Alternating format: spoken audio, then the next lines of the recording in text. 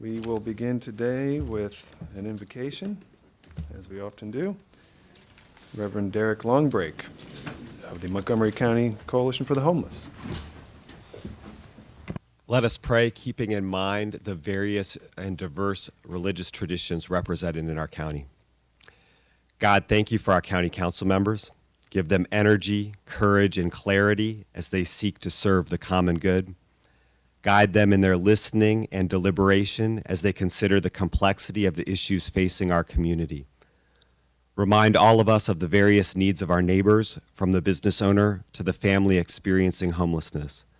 Use all of us to shape this community as a place of hope and opportunity for longtime residents and new arrivals alike.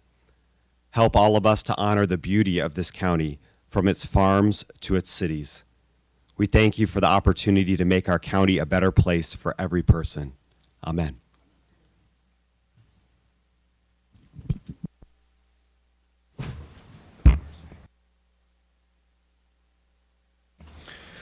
All right. So our first, we have two presentations, and our first will be by Councilmember Katz and myself. And this is one that is a very special opportunity to recognize a family that has means so much to Montgomery County, the Stepanek family, and the work of Jenny and Maddie. And I will invite Jenny Stepanek to come forward and meet us in front, and Councilmember Katz and Senator Cheryl Kagan is here. I know she's been working to support the family. If you'd care to join us, I will welcome you to do so.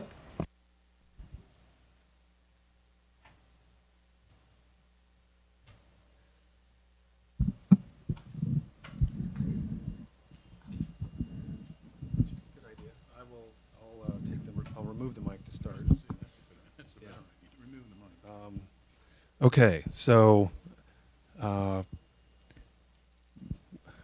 my words won't do justice, so I will try not to say too much and let Jenny and Cheryl, and I think Sydney knows the family over many years.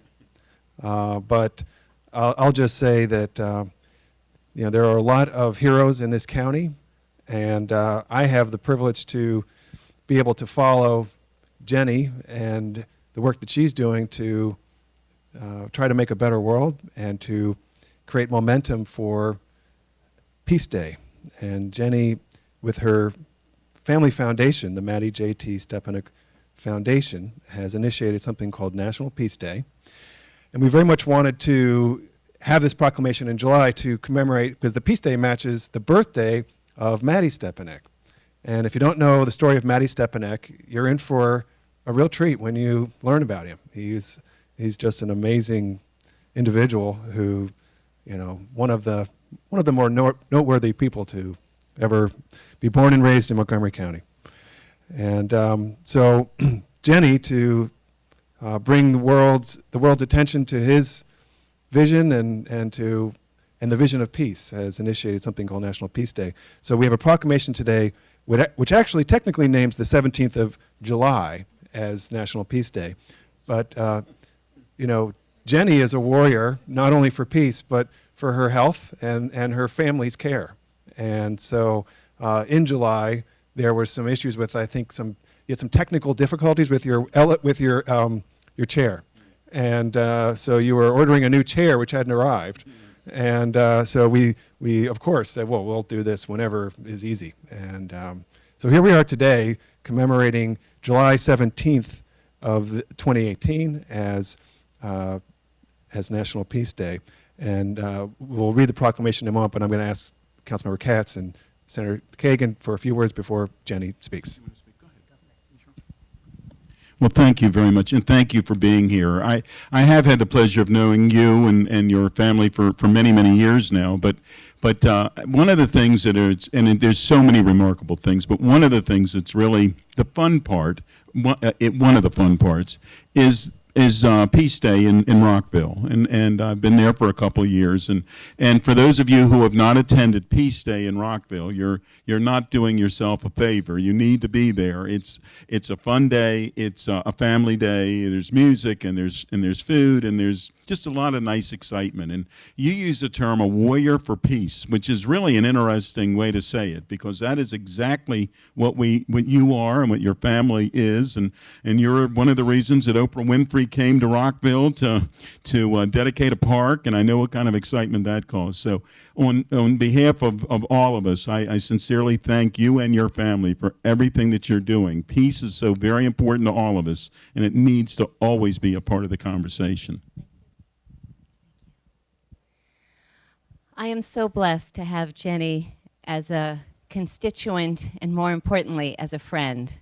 For those of you who are unfamiliar with Matty's all too brief life of 14 years, he left an enormous impact through his poetry, his writing, and his presence. He had seven best-selling books on the New York Times bestseller list.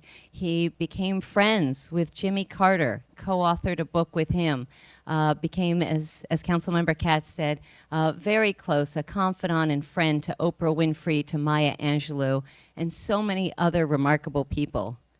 And some of us are blessed to meet interesting people, but Matty connected with them and became friends with them, and they supported each other and loved each other. He had an enormous impact while he was here, and thanks to Jenny, his devoted, beautiful mom, he is continuing to leave a legacy here. I commend to you Jenny's book, Messenger, which details the story of Matty's life and the impact that he has had in Montgomery County, in our state, and in our world. So do check that out. And the last thing I'll mention is in partnership with Delegate Mark Corman from Bethesda, we were able to get a proclamation from the governor. And this is the first time the state or the county have proclaimed Peace Day, which is a really big deal. And so now the next thing is Congress and the White House. So we've got our vision set high because we all need to work together and figure out how to build bridges. Jenny? Would you like to stand or can you hold it? I've got it here. So why does Peace Day matter? Well, because peace matters. Peace Day is not about pausing violence to play with our neighbors. Peace Day is about pausing in general to learn about how to shift peace from being a possibility to a reality. Peace Day is about gathering with your community, with children, with families, with leaders, with elected leaders, with business leaders, and taking the time to play well together, but to also learn about Matty's message and the tools for peace, about the importance of service and community activities, the importance of tending to the basic human needs of our neighbors around the block and around the world, those we know, those we don't know, those we like, and those we don't like. It's about teaching our children to neither be bullies nor be bullied. It's about how to balance kindness and assertiveness in a good way, a way that moves us towards peace. It's about moving hope from a mere energy to actual works that change our world for the better. And why on Matty's birthday? Well, because Matty helps us really understand that peace is possible. He's a role model. It's kind of like Service Day for Martin Luther King. He's a role model for how to make peace, not an abstract concept, but something very doable, something embraceable, something that becomes us, our choices in thought, word, and deed. So I really thank the city of Rockville. I mean, Matty and I chose to move to Rockville when his books began selling and we were able to literally rise above a poverty level and move into a home of our own. We chose Rockville after looking at community after community because Rockville is diverse. Is it perfect? No. But does it strive for perfection? Do the neighbors take care of the neighbors? Yes. And that's what we were looking for. And the city of Rockville, since the year Matty died in 2004, has always proclaimed his birthday as a day of peace. Again, not to pause violence, but to begin peace, to learn about it. Last year, the city of Rockville chose to just put it on their permanent calendar. They said, no more do we vote on Peace Day year after year. It is now a thing. And I hope that the county council does the same thing. I thank Cheryl Kagan for championing our cause and taking it to the state level. And I'm hoping that the governor, this one, the next one, chooses to put this on a permanent calendar. And yes, we're hoping to move to the White House. We do have a congressional resolution that was issued 4 years ago supporting this effort and the work of Maddie's Foundation, but we seem to kind of be at a block where we're struggling to literally make peace the news. So I ask that every citizen of every age help us make peace the news by choice. And thank you, County Council, for being a part of that effort. Thank you, Jenny. I'll read the proclamation now. Whereas Maddie J.T. Stepanek, born on July 17, 1990, was an American poet, ambassador of goodwill, and advocate for peace, all while living with a debilitating genetic neuromuscular disease that ultimately took his life on June 22, 2004, just before his 14th birthday. And whereas by the age of 3, Maddie began celebrating hope and happiness by creating poetry he referred to as heart songs, which are expressions of inner purpose that connect humanity in positive ways. And whereas Maddie spent his life inspiring millions, it's hard to read this, it's very emotional, spent his life inspiring millions of diverse global neighbors with his vision of, and mission of hope and peace, sharing it on television, in speeches, and in 7 award-winning New York Times best-selling books of poetry and peace essays, while grieving the loss of his 3 siblings and facing his own health challenges. And whereas, whew, would you like to read some? Sydney? I don't know where you are on this one. Where are you? Whereas Maddie believed that peace is possible. I'll try to get through this too. I know this is tough. Whereas Maddie believed that peace is possible. Peace is for all people.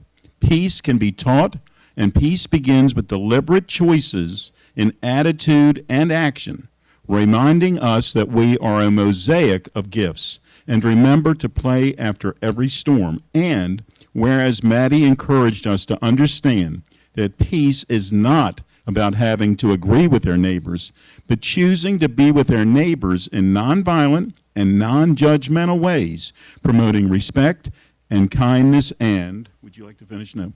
Whereas to recognize and honor Maddie's contributions in 2014, a congressional resolution was passed to support the Maddie J.T. Stepanek Foundation's National Peace Day campaign to have Maddie's birthday annually proclaimed as a day to learn about and celebrate peace.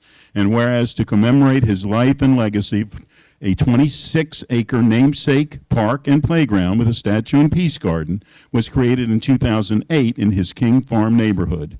And the city of Rockville collaborates with Maddie's Foundation to annually celebrate Maddie's Peace Day. Now, therefore, it be resolved that the County Council, Montgomery County, Maryland, hereby proclaims July 17th, 2018 as Peace Day in honor of Maddie J. Stepanek's life and legacy of peace, which continues to genuinely shape our world with hope and goodwill. And it's signed by the Council President, Hans Riemer. Thank you. Thank you. Would you like to be in the, get a picture here? All right. We'll take a photo or two. You'll join us, yeah?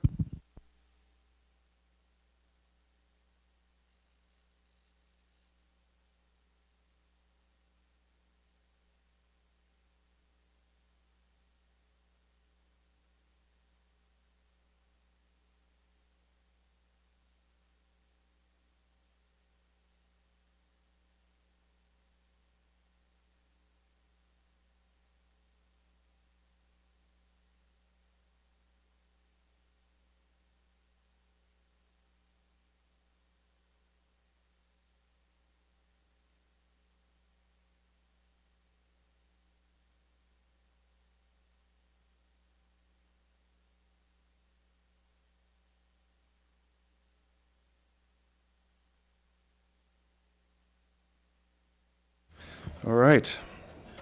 Now we'll have a proclamation recognizing the 231st anniversary of the United States Constitution by Councilmember Craig Rice and Sidney Katz. Well, thank you very much, Mr. President and Ms. Field. Come on up and join us. Another one that we do every single year, and one that's incredibly timely, I think. And,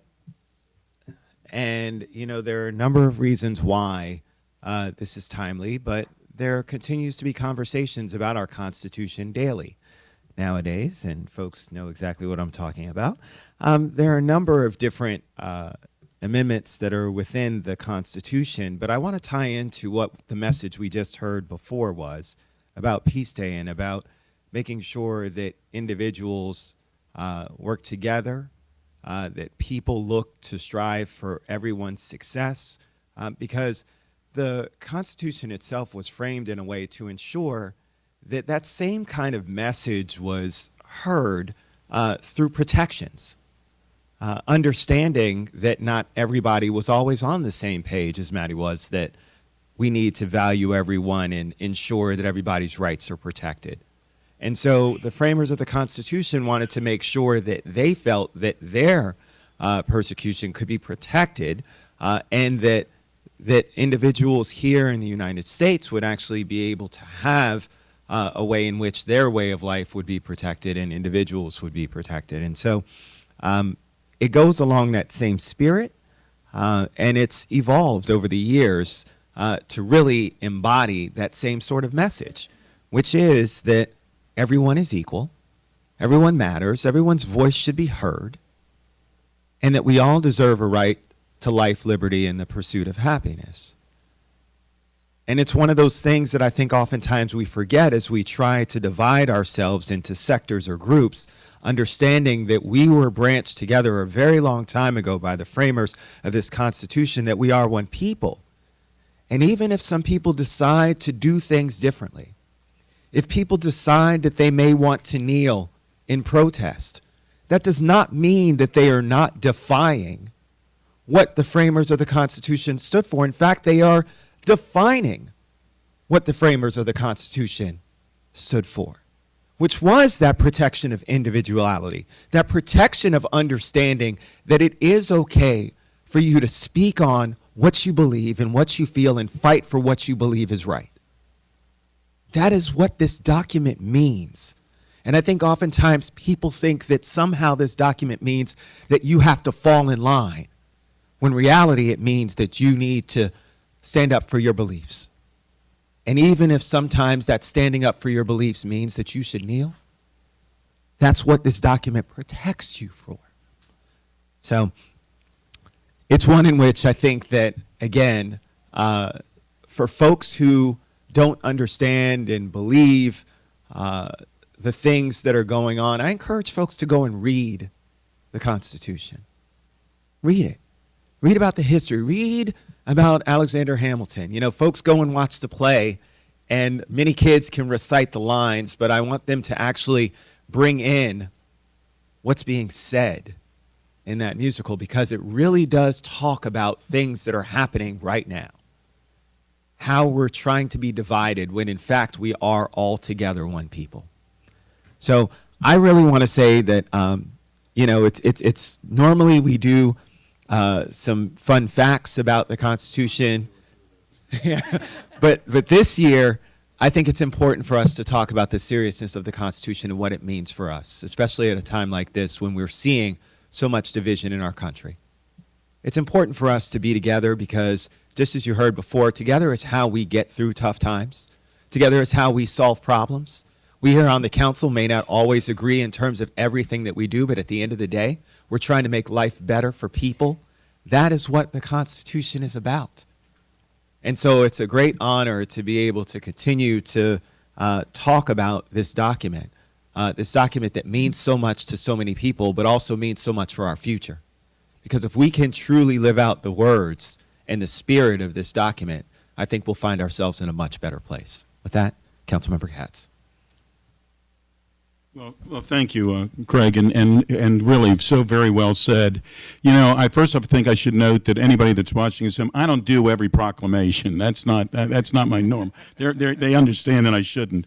But and Craig said we shouldn't do a few fun facts, but I am going to do a few fun facts because for first off, the one thing that I realized when reading this was there's spelling errors in the Constitution. To Craig's point, this is not a perfect document. In fact, they spelled Pennsylvania wrong. Not that I would spell it correctly, but they spelled Pennsylvania wrong. When the Constitution was signed, the United States population, the entire population, was 4 million people. Montgomery County has over 1 million people in it. The entire United States population was 4 million people. Philadelphia was the nation's largest city, and with about 40,000 inhabitants, which is Rockville and then Gaithersburg individually are larger than that themselves. One of the things that was interesting is that the proclamation by George Washington, who was president at this point, and a congressional resolution established the first National Thanksgiving Day on November 26, 1789. The reason for the holiday was to give thanks for the new Constitution. There was initially a question on how to address the president. Listen to this one. The Senate proposed that he be addressed as His Highness, the President of the United States of America, and protector of their liberties. Both the House of Representatives and the Senate compromised on the use of President of the United States, and thank goodness they did. And I have one other fun fact, and then we can read a proclamation.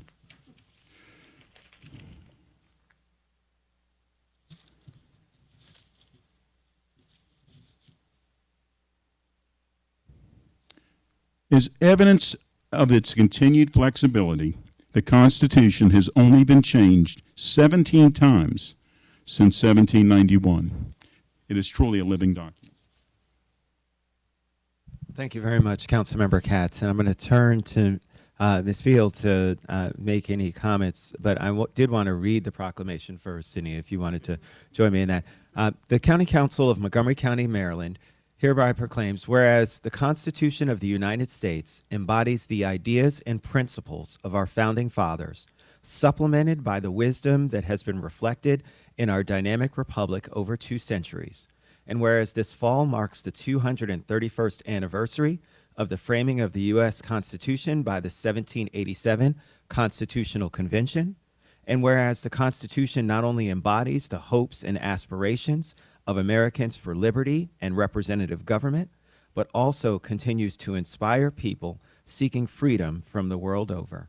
Now, therefore, be it resolved that the County Council of Montgomery County, Maryland, recognizes the 231st anniversary of the United States Constitution and urges constant vigilance of county residents in protecting our liberties and our rights for generations of Americans still to come.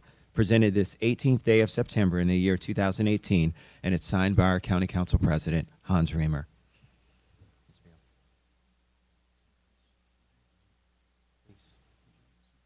Yes. Please. Take this out of my pocket. Thank you. My memory is terrible. I need notes. There. September the 17th is the 231st anniversary of the adoption of the Constitution. It's also the 63rd anniversary of the observance of Constitution Week. In 1955, the National Society Daughters of the American Revolution petitioned Congress with a resolution for this time of observance for the foundation of the American form of government, which was signed into law by President Dwight D. Eisenhower on August 2, 1956. The Constitution is a living document that assures each citizen of the freedoms Americans cherish and appreciate. As members of the Daughters of the American Revolution, it is our responsibility to keep our ancestors' legacy alive by promoting the ideals they fought valiantly to give their descendants. And we are all descendants of somebody. The commitment of the NSDAR is to encourage study and to educate the public about the Constitution, which was adopted by the American Congress of the Confederation on September 17th, 1787. And it is the oldest and the shortest of any constitution in the world, of countries that have constitutions and believe in some form of democracy. So that's something for us to be very proud of and to not take lightly. And our proclamation was short, too. So. Yes, it was. Yes, it was. So.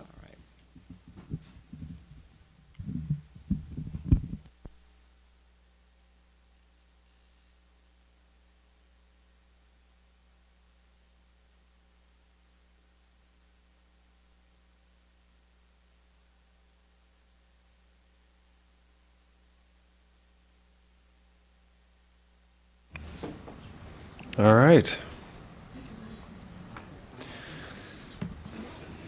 Thank you very much, council members. Now we'll move into our items of general business. The first will be our announcements. Clerk Lamarzi. Thank you. Good morning. There are a number of announcements this morning. The council is going to hold a public forum on the Community Grants Program on October 9th at 7:30 p.m. here in the council office building. A public hearing will be held on October 2nd at 1:30 in the afternoon on the FY20 WSSC spending control limits. There's an addendum this morning. Added to the consent calendar is the introduction of a special appropriation to the FY19 capital budget and amendment to the FY19 to 24 capital improvements program for the Department of Transportation. The amount is $1,565,000 to extend Teachers Way. The T&E committee will take up the matter on September 27th, and a public hearing and action is tentatively scheduled for October 9th. Item 3D, introduction of Bill 3218, has been deleted. And item 5, when we enter the district council session, will be a work session only on the farm alcohol ZTA. Action will be scheduled at a later date. Thank you, Ms. Lamarzi. And on to the minutes. The minutes for July 24th, 2018 have been distributed in advance to all council members. Are there any corrections to the minutes? All right. Seeing none, those minutes are approved as drafted. And now to the consent calendar. Need a motion? So moved. It's been moved by Mr. Rice, seconded by Council Vice President Navarro. Anyone interested in knowing these items is referred to the agenda. And all those in favor of the consent calendar, please raise your hands. That is unanimous. And now we'll turn to legislative session, day 21. First, we have the introduction of 3 bills. Item A, expedited bill 2918, bond authorization, sponsored by the council president at the request of the county executive. Public hearing is scheduled, and action is scheduled for October 2nd at 1:30. Item B, Bill 3018, Finance Accessibility Features Supplement established. Lead sponsor, Councilmember Leventhal. Yep. Public hearing is scheduled for October 9th at 1:30 p.m. Mr. Leventhal. Thank you. This is a very simple bill that would provide a grant from the county in the amount of either $3,000 or $10,000 to organizations that build housing and make that housing accessible for people with disabilities. This is consistent with the Design for Life property tax credit, which the council enacted several years ago, but obviously nonprofit 501c3 organizations don't pay property taxes, and therefore they're not eligible for a property tax credit. The bill would cap the total expenditure on these grants to $500,000 per year. When I spoke to the Design for Life tax credit, I expressed the regret that my wife and I never installed a railing on our front steps prior to the time when my mother-in-law passed away, and she had rheumatoid arthritis. It caused her a great deal of discomfort, and the steps, for those of you who have visited my house, are treacherous. They're brick steps, and we really, really need a railing. And it's possible that had the Design for Life program been in existence then, it might have reminded us that, you know, there was a little help available and that it would have made my mother-in-law's life easier. A couple of weeks ago, I fell off a ladder, and I've had great difficulty getting up and down the brick steps in front of my house. I just tell this personal anecdote to say that, you know, for those of us who are vigorous and healthy and easily able to get around and don't need disability improvements, we may need them at any point, and we may not know it, and we may have people we love who would benefit from being able to visit us in our homes and being able fully to utilize their own homes, and particularly those who are the beneficiaries of programs like Habitat for Humanity, Rebuilding Together, and Housing Unlimited. You know, I think this is a worthy effort to try to ameliorate the cost and make sure that all of our residents can fully live and enjoy the benefits of living in their own homes. Very good. Thank you, Mr. Leventhal. Mr. Katz. Thank you very much, Mr. President. I'd like to be added as a sponsor, please. Very good. Noted. Mr. Rice. This item? I'd like to be added as a co-sponsor as well. Yeah. I'd like to be added as a co-sponsor as well. All right. I think, well, show of hands if you'd like to be added as a co-sponsor. All right. Okay. Mr. Katz, Ms. Navarro, Mr. Berliner, Mr. Hooker, Mr. Elrich. Very good. Last call. All right. Item C, Bill 3118, New Home Warranty and Builder Licensing Amendments. Lead sponsor, Councilmember Rice. Mr. Rice. Thank you very much, Mr. President.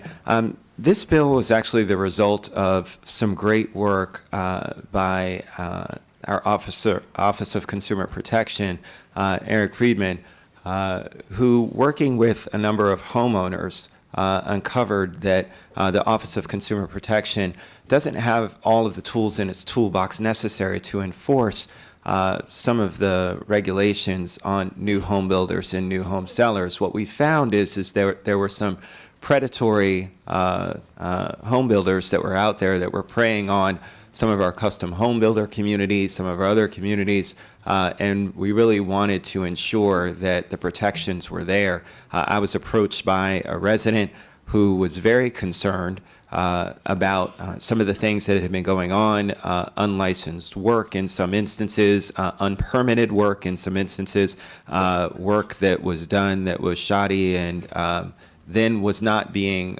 guaranteed by the builder. And so what we decided to do is just revamp some of the powers of our Office of Consumer Protection to ensure that individuals would have more protections and that our Office of Consumer Protection would be allowed to enforce the county law. I really want to thank Ms. Myhill for working in conjunction with Mr. Friedman and really getting to the spirit of this, which is to ensure this is one of the biggest and most challenging purchases that a person will ever make. It's buying a home. And whether a person decides to build one themselves or buy one that's already built, the reality is that there's a lot of money and a lot of individual investment that's on the line. And what we found is that people were preying on people and holding them hostage, and oftentimes then really trying to force them through their attorneys and threats and delays to settle. And it really was a tremendous challenge for those individuals. And so when you look at the things that this bill does, they're very commonsensical, but we just haven't updated our code to be able to keep pace with some of the protections that the state affords our individual homeowners, as well as some of the enforcement regulations that I think our Office of Consumer Protection needs to have. And so I'm really, again, thankful for both Ms. Myhill and Mr. Friedman working together on this, and I know that the individual residents that we've been working with are incredibly thankful as well. I'm looking forward to the passage of this bill. Thank you, Mr. President. Thank you, Mr. Rice. And that concludes our introduction of bills items. The other item has been deleted for this moment. So we'll move now to call of bills for final reading. And we have Bill 1018, Administration, Director of County Climate Policy established. The T&E Committee has recommended enactment, and I will turn it to Mr. Berliner for anything he'd like to add. Ms. Myhill, why don't you summarize for our colleagues this rather straightforward piece of legislation? Sure. What the bill does is require the executive to appoint someone to be the director of county climate policy. The work session that the T&E committee held, the committee made several amendments, most of them recommended by the county attorney's office. There were no legal problems with the bill, but the county attorney's office felt there could be some clarifications. Those amendments, if you want to read through them, are summarized at the bottom of page 2 or 3. They're relatively minor. All right. So this item, does it require the executive or enables the executive to designate a climate? Requires them Requires. to designate. All right. So we will have a climate policy director, should this measure pass. I'm not seeing any questions or comments, so this is a roll call vote. Clerk Lamarzi, or, yes. Mr. Elrich? Yes. Mr. Elrich votes yes. Mr. Hooker? Yes. Mr. Hooker votes yes. Mr. Rice? Yes. Mr. Rice votes yes. Mr. Berliner? Yes. Mr. Berliner votes yes. Mr. Leventhal? Yes. Mr. Leventhal votes yes. Ms. Florine? Yes. Ms. Florine votes yes. Mr. Katz? Yes. Mr. Katz votes yes. Ms. Navarro? Yes. Ms. Navarro votes yes. Mr. Reamer? Council President votes yes, so that is unanimous. All right. Now, turning to the next item, which is originally planned as action, but then we established it will be a work session, and we'll have action at a future council session, and hopefully next week. I'm going to first pass it to the committee chair, just to ask her if there's anything she wanted to say, and then we will, I'll make some comments and tee up the conversation. Ms. Florine. Okay, thank you very much, Mr. President. Zoning text amendment 1803 has to do with really our initiatives to support the sustainability economically of the agricultural reserve, finding a balance between property owners and community concerns as to how we support a vibrant economy in the ag reserve. The committee took this up on several sessions in July, and what we've come up with after hearing a lot from community members and advocates is what's before you, and I'll turn it back to the council president. It's been something that he's been leading on all along. All right. Thank you very much. Good. Well, really pleased we are here today to work through this challenging issue. I have had the chance over the last year or two to visit a number of the businesses in our ag reserve that have contributed so much to the quality of life in Montgomery County. Whether years ago it was Butler's Orchard and that, really fun family experience that you can have there, or more recently, visiting Rockland's Winery or the Brookville Beer Farm or Waradaka. It has been a real thrill to see the creative energy, the entrepreneurialism, the vision of entrepreneurs who have brought a different life to the ag reserve, to the farmland communities, and have given a reason for many people to come and visit the ag reserve, to appreciate it, and to become, I believe, and I hope, more invested in it, and to get the benefits of it. And so with the excitement about all of the focus on local production, the industry of breweries and wineries, cideries, distilleries, the progress that we've made at this council working in our urban districts and our industrial districts, I reached out to a number of the individuals who I knew were thinking about starting wineries or breweries or already had them, as well as representatives of the ag community, community members and stakeholders in general, county, departmental, functionaries. And we convened a series of roundtables about a year ago. And the roundtables helped to surface some of the specific points of concern and give us a way to think about the future of the industry in the Ag Reserve. And through these series of roundtables, we learned that there are a number of people who are looking to create wineries, for example, and who have real concerns about the zoning code and feel that the lack of clarity that exists today is a real sticking point. And as they are considering purchasing hundreds of acres or have purchased hundreds of acres, as they're seeking to raise money from investors and to put together the kind of facility that they have in mind, that they need to know whether they have a path forward or not. And we have succeeded so far, I wouldn't say making it up as we go, because there is a very detailed process that we'll get to. But I think anyone would look at the zoning code now and say it's not clear. It's not clear, and it needs to be cleared. And so in reaching out through the community, through doing these roundtables, I've had the chance to engage with a number of organizations and stakeholders in the Ag Reserve, and I wanted to comment that I really appreciate we have support from the Farm Bureau for the proposal that you'll consider. We have support from the Agricultural Advisory Committee the county has established. We have support from the Agricultural Preservation Board. We have support from Montgomery Agricultural Producers, an advocacy group. We have support from the Economic Development Corporation and the Food Council. So there is very broad support from many stakeholders, not all, but many. And certainly we have the very strong support of our producers.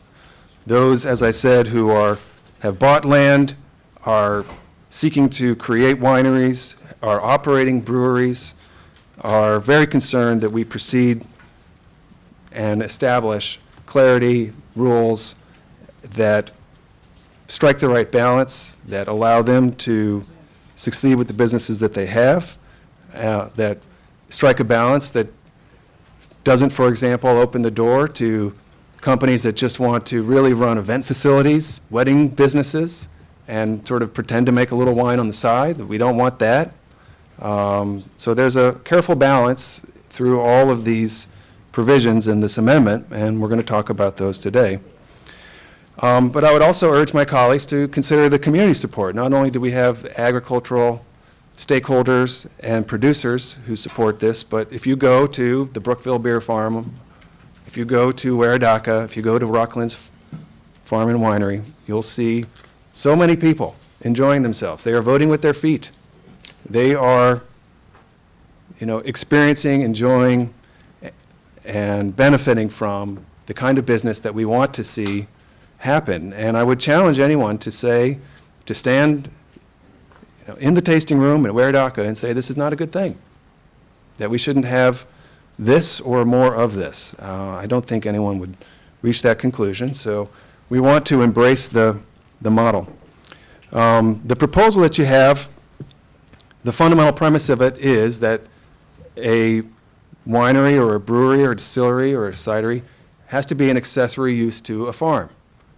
And that is to respect the fact that farming is the primary use of land in the agricultural reserve. Now, what I think we ought to do today, first of all, council members can ask questions and surface all kinds of issues, whatever it is that you want to ask. But I think that there are a few points where we know there is more substantial discussion that is needed. So we'll focus the conversation in on those specific points around events and local ingredients. But I wanted to just frame up the issue that when we require these uses to be accessory, that agriculture continues to be the primary use. And the way that that is determined and the way that it was conceived initially was to rely upon the DPS determination process to figure out whether a proposed business plan is an accessory use or not. And on page 8 of your packet, you have a very crucial footnote which explains in depth what the Department of Permitting Service presently does to determine whether the proposed use is accessory to agriculture or not. and they review the business program. They have the Office of Agriculture involved in the assessment, and they have rejected applications on the basis that what has been proposed is not accessory to farming. And so maintaining that accessory requirement has consequences. You can't just, in my opinion, buy a 1 acre piece of property and open a brewery on it. That wouldn't be accessory to a farming. That would be the primary use of the land. So I urge my colleagues to keep in mind that while this isn't a blanket provision that covers all contingencies, it is the underlying premise of the proposal is that any of these uses must be accessory and they can't be the primary. But the contentious points I know have been related to events and ingredients. And initially, the committee's recommendation contemplated not of a significant change from the current zoning code with the event allowance. But we've heard a lot of concern about that. And so I put a recommendation forward, which is in your packet, to create a much tighter event restriction, which I think is consistent with what we're seeing happen. It's something that the business operators are comfortable with, but I think it helps to clarify the issue of what is accessory and what is not. And it helps to get at this core issue of, can you just open up an event facility that is not a genuine, authentic winery or brewery? And we don't want that. We actually want to push and empower authentic, genuine wineries, distilleries, breweries, cideries, and not just event facilities. So using the current DPS framework, DPS has allowed some businesses to operate and has rejected others. And that said, I think we could tighten up the events issue. And so I've recommended a way to do that. And I think we should discuss this question about local ingredients, and so we will get to that. Now, I'm going to turn it to Jeff, but I don't think it's fruitful to walk through the entire packet, Jeff. I'd like you to focus on some of the key points, and then I'd like to hear what Pam Dunn has to say. And then I think it would be useful as we get into conversation to hear from DPS, as well as to hear from some of the producers and Jeremy Chris in the ag community, from the Countryside Alliance, if Caroline is here. So, we can hear from different stakeholders today. So, Jeff, if you could please summarize briefly the committee recommendation, and if you could also describe the additional amendment that I proposed. And then again, I want to say to my colleagues, I think if you have something that you want to ask, we'll engage the dialogue. If you have something you want to propose, we can discuss that and kind of move in that manner. Okay. As a general matter, ZTA 1803 would delete the winery use and replace it with a farm alcohol production use. In doing that, it also deleted the requirements for 5 acres of grapes grown on site. And what the committee did was replace that with, at one point, it was some ingredients on site to a majority of ingredients, if available at a competitive price, must be from regionally grown products, was where they came out. That is one of the fundamental issues of its connection to either agriculture or on-site farming, and how substantial you make that connection or not. As a general matter, what the ZTA would do is not have any minimum lot size limits. It would not have any maximum size limits on production, and would allow this as a limited use if it's accessory to a farm. The provisions for that on-site connection as proposed by Councilmember Reiner after the Fed committee was to have at least 5 acres of grapes or fruit and cultivation on-site or on an abutting property. So the on-site agriculture could actually be less than 5 acres as long as there was abutting or confronting property. Councilmember Reamer also adopted what are the provisions for the Class 4 alcohol producers licensing agreements that would become effective, I believe it's in 2022, that at least 20 acres of grapes or fruit and cultivation be owned or rented or controlled, or a source of majority of grapes from Maryland.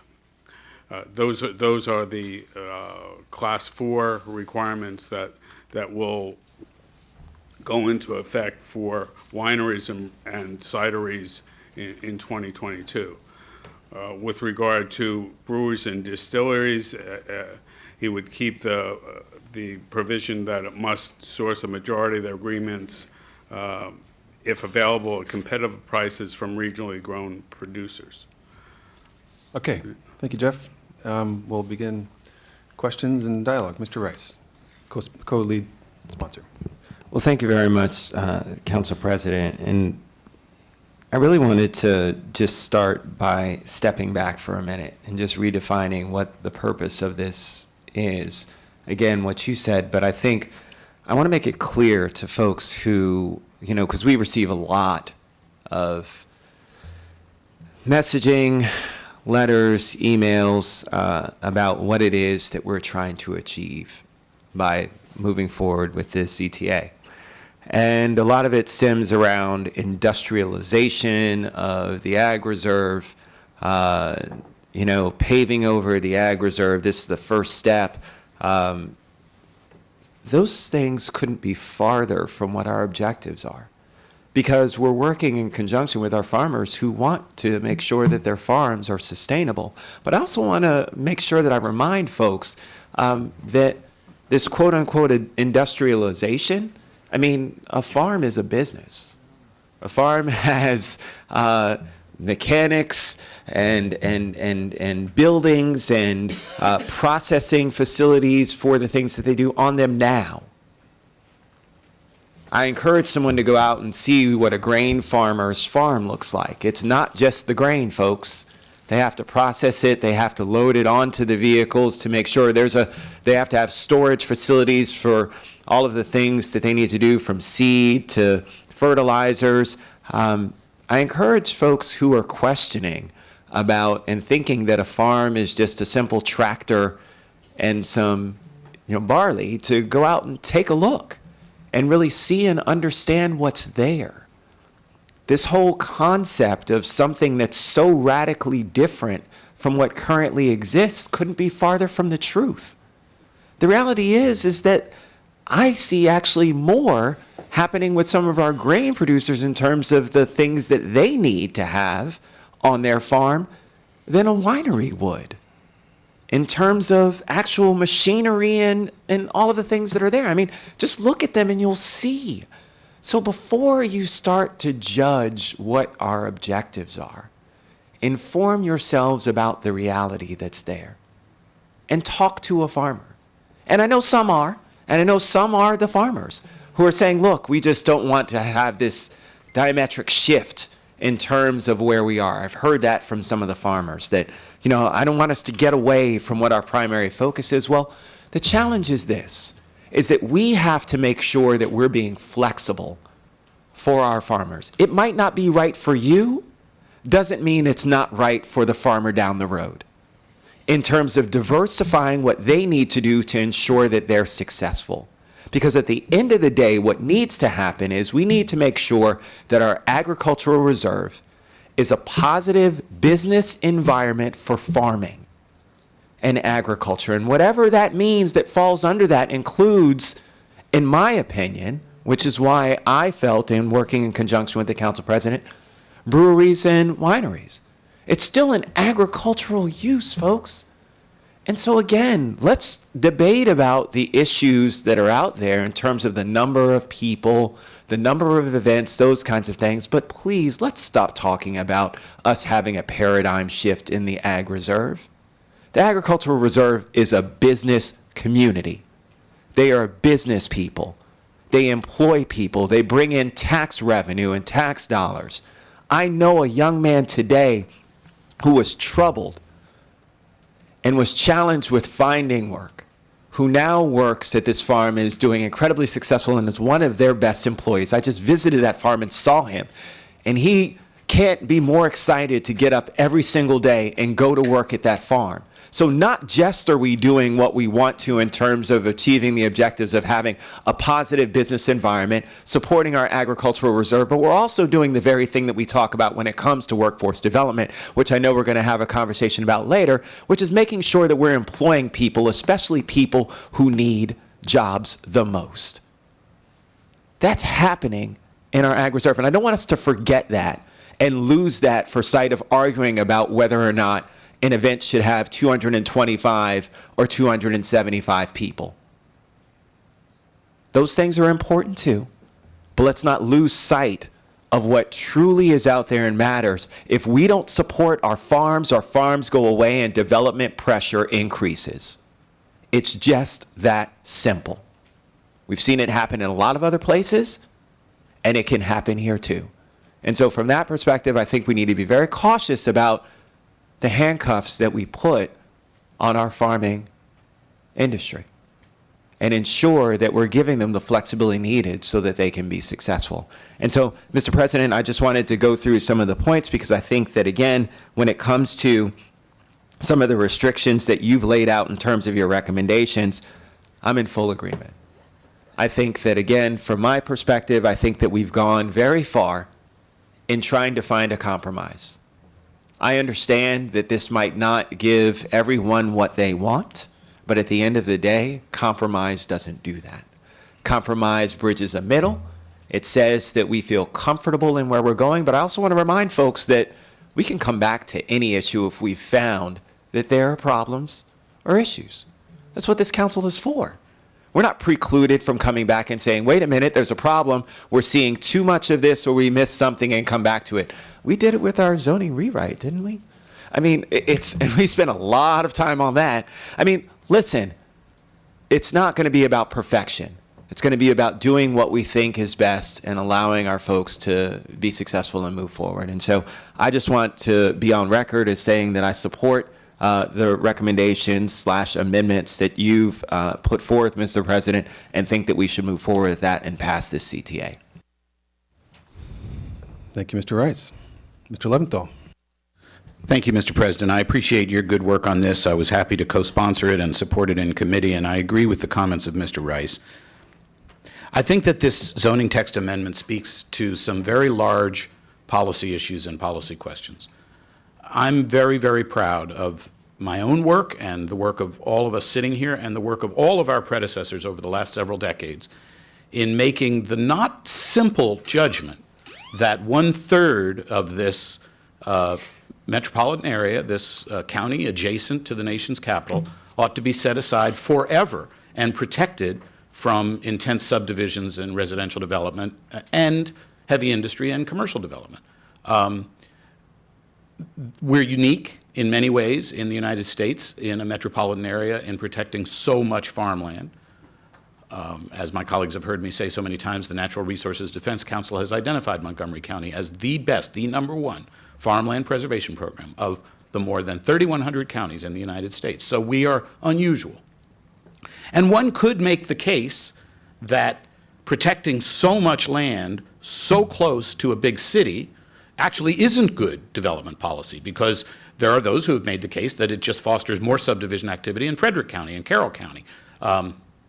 However, the judgment was made by our predecessors decades ago, and I think it is a sound judgment. I think it's environmentally smart, and I think it is part of a healthy community, and I'm proud of the votes that I've cast and the work that I've done including in my first term as council president, appointing an agricultural ad hoc policy task force that developed the BLT program and additional ways to make sure that landowners were getting fair value for their land as it was protected from residential subdivisions and other uses. So these are not simple questions. This is complicated. And, you know, I'm not a farm guy. I grew up in suburban Montgomery County, very close to Washington, D.C., and I've learned a lot about farm operations here in the county.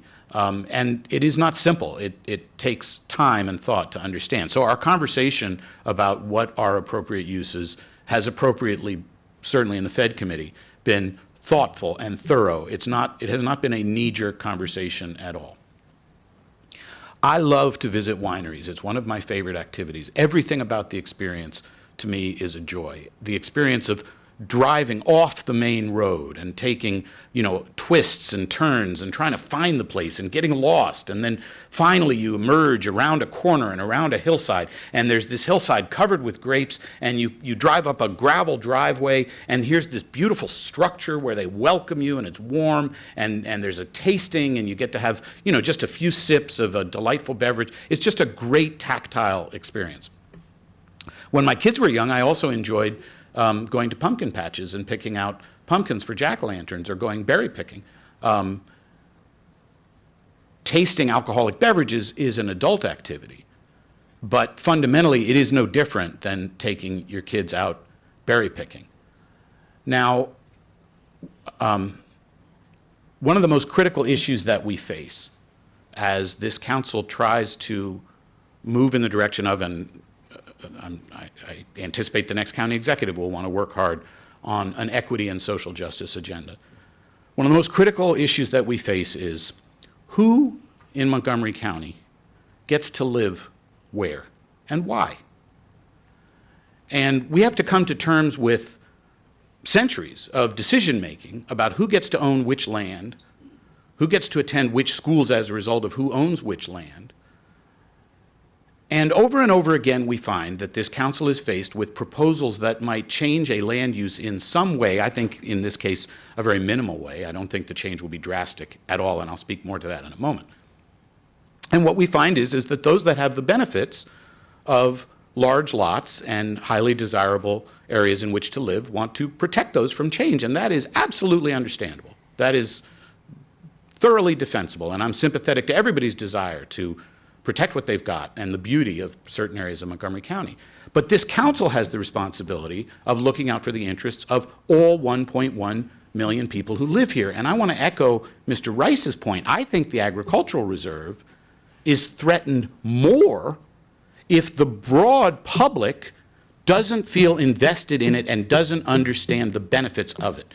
If the only benefit of the agricultural reserve accrues to very fortunate owners of large rural lots who seek to prevent other people from visiting and spending money and purchasing agricultural products, and these alcoholic products absolutely are agricultural products, and I'll say more about that in a moment, then in the long run, it just won't make sense to the broad body politic to restrict a tiny slice, not a tiny slice, but slices of the county to certain types of development and certain types of housing if the entire public doesn't see the benefit of all this farmland. If you live below Randolph Road, it's highly likely, I don't know if I've seen a poll, but you know, many of my constituents never been to the Ag Reserve, don't know where it is, don't know what it is, haven't ever utilized it, haven't ever been berry picking, haven't ever been wine tasting. It's because I enjoy wine tasting so much, it's been perplexing and curious to me why Loudoun County has this explosion of wineries, very high quality wineries, and yet just north of the river, I assume the soil is similar. We don't have quite as many hills, but the terrain and soil ought to be comparable for grape growing, and yet we don't have wineries. We really have two. We really only have two in the Ag Reserve today. Now, wineries are allowed now.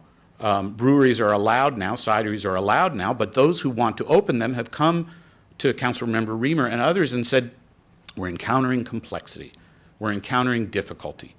We're not certain of what we can and cannot do on our farm. These are owners of farms. And so this gets to a big policy question, which is, what is it that makes Montgomery County so difficult? What is it that makes it so hard to operate a business in Montgomery County? Why can't you get clarity? Why don't we have a government that wants to get to yes, to help you earn a profit, to help you employ people, to make the economy more productive? What is it about Montgomery County? And a lot of it goes back to what I said earlier, which is that some very fortunate people who are blessed to live in this beautiful place want to keep it the way it is. And that's, again, very understandable, but it doesn't foster economic growth, and it doesn't foster utilization and enjoyment of our agricultural area by the rest of our constituents who don't already live there. Now, what is really the difference between having my little children, which we used to do when they were little, collect barrel after barrel of blueberries on the one hand, and letting those blueberries sit in a barrel for a while longer and ferment and become wine? What's the difference? Wine is an agricultural product. It always has been. Cider is an agricultural product. Beer is an agricultural product. Now, we had to have a lot of conversation about beer because beer is dependent upon staple crops that are not feasible to grow if they're not economically competitive. So we don't grow a lot of barley in Montgomery County. It just isn't economically viable. The two breweries that operate now in the county are growing some hops, and they're utilizing relatively local barley. But I'm a moderate consumer of beer. I enjoy that product, and I particularly enjoy locally brewed beer. And I understand that the market demands flavors and variety. I'm a fan of the trend of a sour beer. And the other night I drove over to Three Stars in D.C., and they had a guava mango sour beer. Well, we don't grow guavas or mangoes in Maryland. They're not available. They can't grow. So if you want to attract consumers, you know, some may want a stout or an IPA, and some may want a fruity flavored sour beer. And so you're going to offer a variety in order to attract the consumers, and some of the ingredients just may not be available here. And that's what we learned in the conversation, which was educational and interesting to me. Now, we've got about 10 breweries in Montgomery County today. And of those, 2 are located in the agricultural reserve. The other 8 are located in highly dense, developed urban areas: Silver Spring, Rockville, Bethesda, and Gaithersburg. With all of the density of people and potential customers who live in Bethesda, Silver Spring, Gaithersburg, and Rockville, we still only have 8 breweries in the county, 2 more about to open, to serve that very dense, very nearby population. The likelihood that you're going to have vast numbers of new breweries open with the substantial capital investment that's required and the lack of people, the sparse population, it doesn't strike me as that great of a threat. You might get a few more. I mean, remember, we've already got the 10 breweries. So the market for, you know, fresh brewed, locally brewed beer is growing. I mean, I try to buy local beer every chance I get, but it's served already by quite a few breweries in the dense urban areas. I don't think every corner of the ag reserve is going to be dotted with a brewery. It's a long drive for most county residents. I wish every success to Waradaka and Brookville Beer Farm. I've been to both of them and enjoyed the visit very much. The market will dictate how much competition there is, and that's also true for livestock, and that's also true for soybeans, and that's also true for wheat and corn. We wouldn't panic if we thought that a particular ear of corn was growing and more popular than another ear of corn. I don't know why we have such anxiety that agricultural products may become very popular, and beer, wine, and cider are unquestionably agricultural products. So this speaks to a very large philosophical question, which is, we're going to maintain the ag reserve, but as Mr. Rice said, it has to be economically viable. It's a business. We're not going to dictate what our farmers grow or what they sell.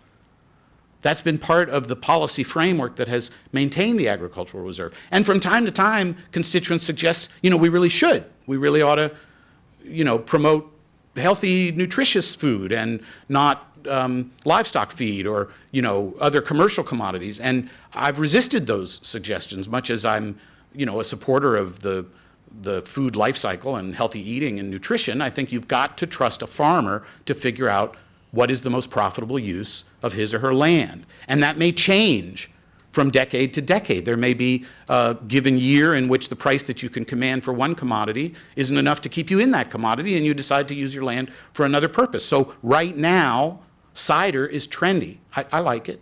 People are buying it.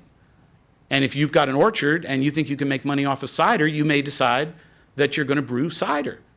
And if tastes change, when I was growing up, cider wasn't such a popular beverage, so maybe the market won't demand as much cider. Then we've got to give room and space to people who are struggling very, very hard to maintain a viable business to alter the agricultural product that they choose to produce. But right now, in this moment in time, happily for me and others, cider's popular, and local beer and local wine is popular. So I'm not concerned that too many people might have fun. It doesn't trouble me that too many people might visit the ag reserve and spend money there and support agricultural businesses. On the issue of weddings, I'm fine with the council president's suggestion. I hear the concern about events, although I must say I'm not particularly troubled that people might pledge their love in public and commit to a life together, and that they might invite dozens and dozens of their friends to celebrate their joy with them. That doesn't disturb me. It doesn't cause me fear or anxiety. It makes me happy. Everything about this ZTA makes me happy. I hope the council will pass it.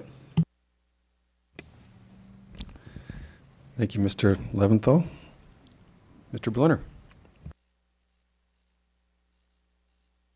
Well, thank you, and let me thank you for agreeing to have this be a work session, Mr. President. Clearly, the committee has spent a great deal of time on this work. Those of us that aren't on the committee don't have the same benefit of the conversations that you and others have had with respect to this. And so it is an issue that has arguments on both sides, as most of the issues coming before our county council do. I have great respect for our farmers and our ag reserve and want them to be able to thrive. And I also say to my colleagues, when I hear from the, quote, father of the ag reserve, the person that almost everyone in this county credits with having been the driving force of the ag reserve, Royce Hansen, say, we have a problem here, that this does not strike the right balance in his view. When I hear the Caroline Taylors of the world, of the Countryside Alliance, or people who are invested in making sure that we are guardians of that which we created decades ago, proper stewards of it, it gets my attention. I want to understand, what is the threat here? What is the issue? When I hear people say to me, our planning board and staff are looking at agritourism now and will be issuing a report in January, I believe, on agritourism, I ask myself, what is the need to enact this very important piece of legislation prior to getting the benefit of their thinking with respect to these issues? Now, if they're not going to add, and so I will actually be asking some questions in my time. Ms. Dunn, I'm under the impression that you are going to be, that your staff is going to be producing a report in January with respect to agritourism. Is it going to be looking at these sets of issues in that report? For that, I'd like to ask Josh Penn here, who is planning staff. He works in the Area 3 group, and the Area 3 team has been leading that effort because they're the ones most connected with that community. So I'll turn it over to him. Press that button, introduce yourself again. Hello, for the record, Josh Penn with the Area 3 planning staff. We did have a budget item for 2018 to have an ag tourism study. and it's underway. We've developed an ag advisory committee. We have 19 members, including staff members from DPS, Revenue Authority, different groups of APAB, AAC, MAP, Farm Bureau. We've been trying, and including farmers and the brewers. So it's been a overall really stakeholder-focused approach to finding out what everybody thought the issues were on both sides. So we're looking at a wide range of things, and I think what we're really coming to terms with right now is there's a lot of concerns, there's a lot of middle ground, and there's a lot of people on the edges. So yes, we're looking at it. We are looking for a January kind of filing.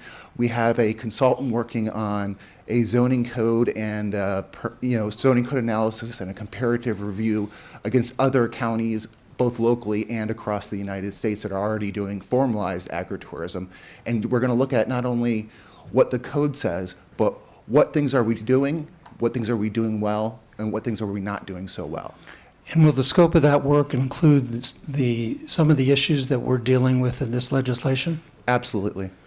Okay, so again, people like myself say, as a matter of good governance, we have tasked our government in working with the stakeholders to assess these issues.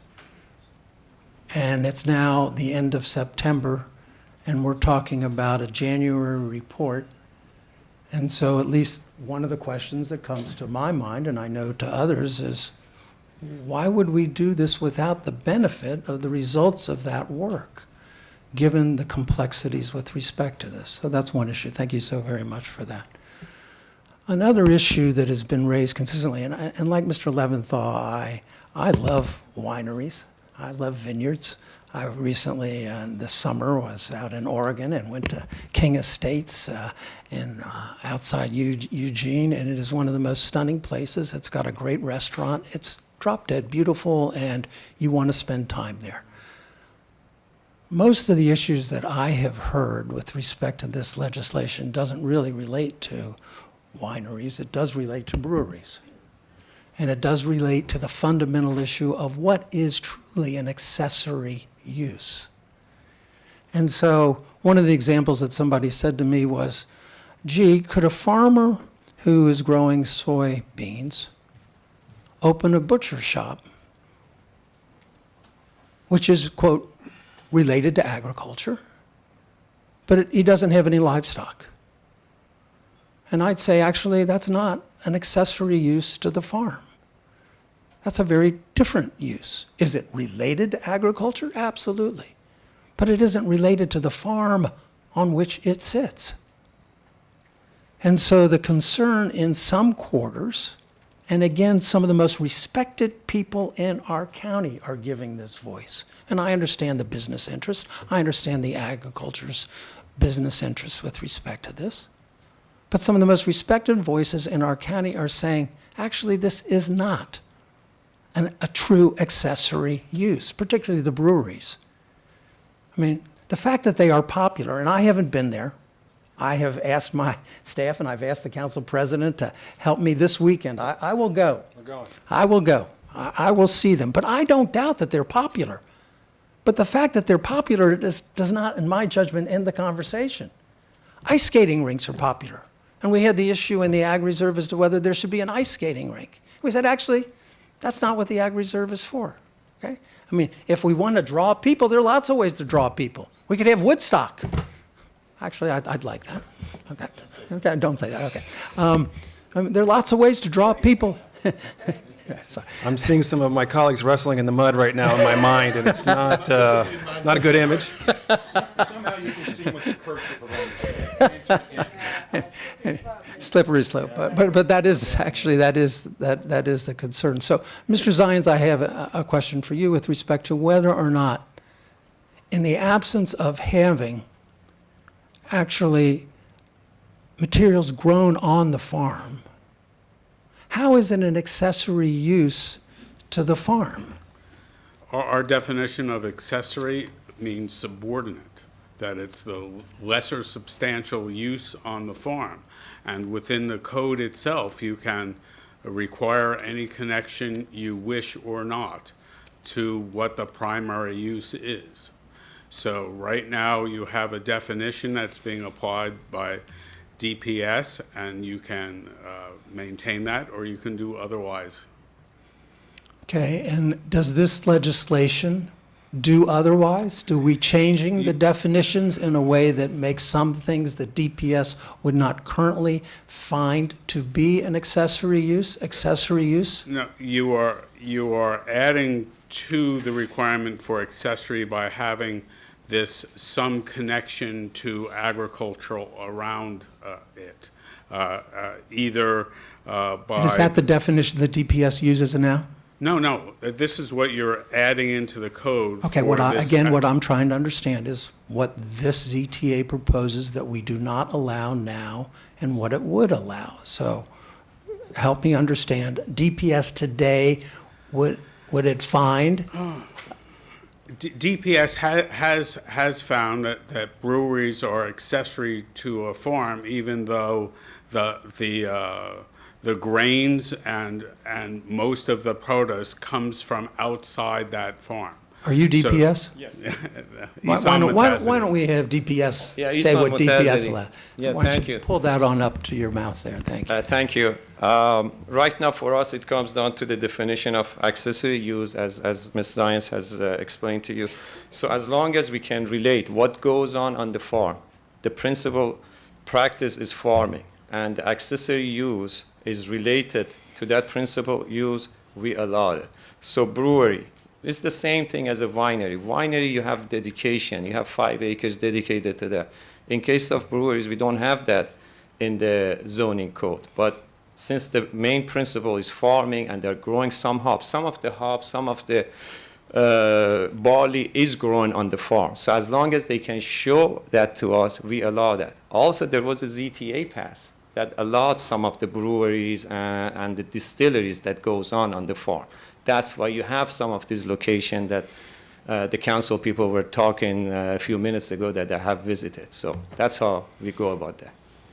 And so would this ZTA, again, expands the local requirement, if I understood Mr. Zion, so that it could be regional, you could get your hops from Pennsylvania. And I understand that growing hops and barley may be challenging in Montgomery County. I do understand that.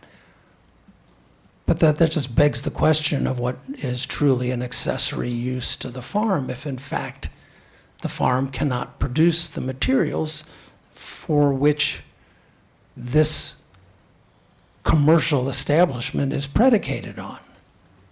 I mean, we are new to this industry to some regard, so that we don't have enough alternative providers of fruit. For example, with wineries today, we require 5 acres of cultivated area. We do not require that that's the only fruit that goes in, or that even that fruit goes in. There's an assumption that it goes in, but we don't require that. At least they're growing wine. They're growing grapes. They're growing grapes. Thank you. Thank you. Thank you. So we allow for the fact that if you're in the manufacturing process, you might in fact need off-site products. Again, the problem on the beer side is that it's not just growing barley, it's the fact that you need malted barley, which is its own separate process before you get to brewing. There is a project for Poolsville that might result in a malting facility in the county. Right now, the closest malting facility, I believe, is in Frederick, and sometimes they don't produce enough for all the breweries. So breweries are a separate routine where for at least a while, you're going to have most of your ingredients, the vast majority of your ingredients come from off-site. So, Mr. Zions, one of the issues that has been raised in Ms. Dunn is whether or not this ZTA actually is consistent with the master plan of creating the ag reserve. Would you care to opine with respect to that? It is argued forcefully by Mr. Rice, Mr. Reamer, and Mr. Leventhal that the fundamental purpose of the ag reserve was farming. There are those that argue that actually there are broader values involved in the master plan, and that it was not intended to be promoting, if you will, commercial establishments on small plots. In fact, the whole goal was to create larger farms, not smaller ones, which is why we had the 25-acre limitation. So could you give voice to whether or not, in your judgment, this ETA is in fact consistent with the letter and the spirit of? I mean, that's a very Subjective. It's very subjective. Okay, you know this world as well as anyone. What's your judgment? Again, to the extent that you're allowing bare manufacturing on small lots, I don't think that is consistent with what the intent of the agricultural reserve was. If this is a small portion of a large farm, that makes sense. Manufacturing is part of farming. Manufacturing is allowed today without this ZTA. So to the extent that this is an adjunct to farming, it is perfectly proper within the agricultural master plan. Ms. Dunn? Good afternoon. What I would add is that, we also have zoning that has gone down in the agricultural reserve, and we Say that again. renamed it Say it the again. Ag Reserve. We have one zone, and we renamed it the Ag Reserve to represent what that one zone represents.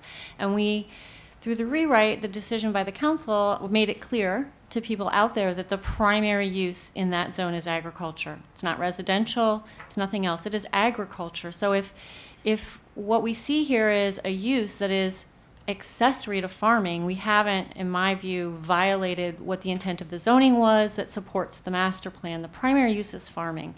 Currently the winery use in the code is its own principal use. It's not accessory. It's not an accessory agricultural use. It's its own use.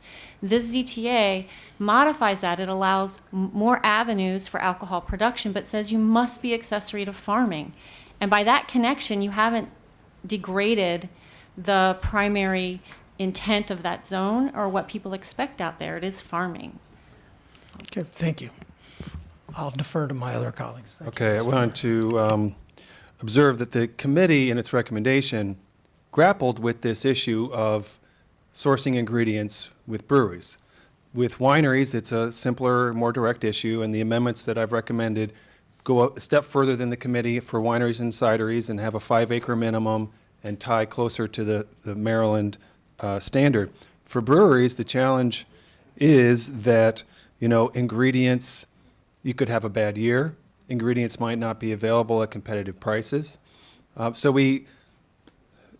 the producers described their genuine efforts to use local ingredients. And so we wanted to be very careful not to put something into place that would make it overly difficult to get going, and yet at the same time we wanted to speak to the issue. So what we said was you had to have a majority of the ingredients from regional farms, if available, competitive prices, and that the applicant had to submit a strategic plan to gradually, or to transform their ingredient use so that it is from the county. Now, I do think that that could be adjusted. We could make it, doesn't have to be regional. I think it could be from the county if it's at a competitive price. But keep in mind, a year like this year has wreaked havoc with a lot of crops. What if you are required to only make beer from the crops on your farm, or the majority? I know no one has proposed it specifically, but people have talked about it. And then your barley goes, bad because of the moisture. Then you can't make any beer, and you would be in violation of the code. And what if you wanted to say, well, we could have a waiver for that? Okay, well, but at what point in the year do you determine that half of your ingredients, you wouldn't be able to use? When does that waiver come to you?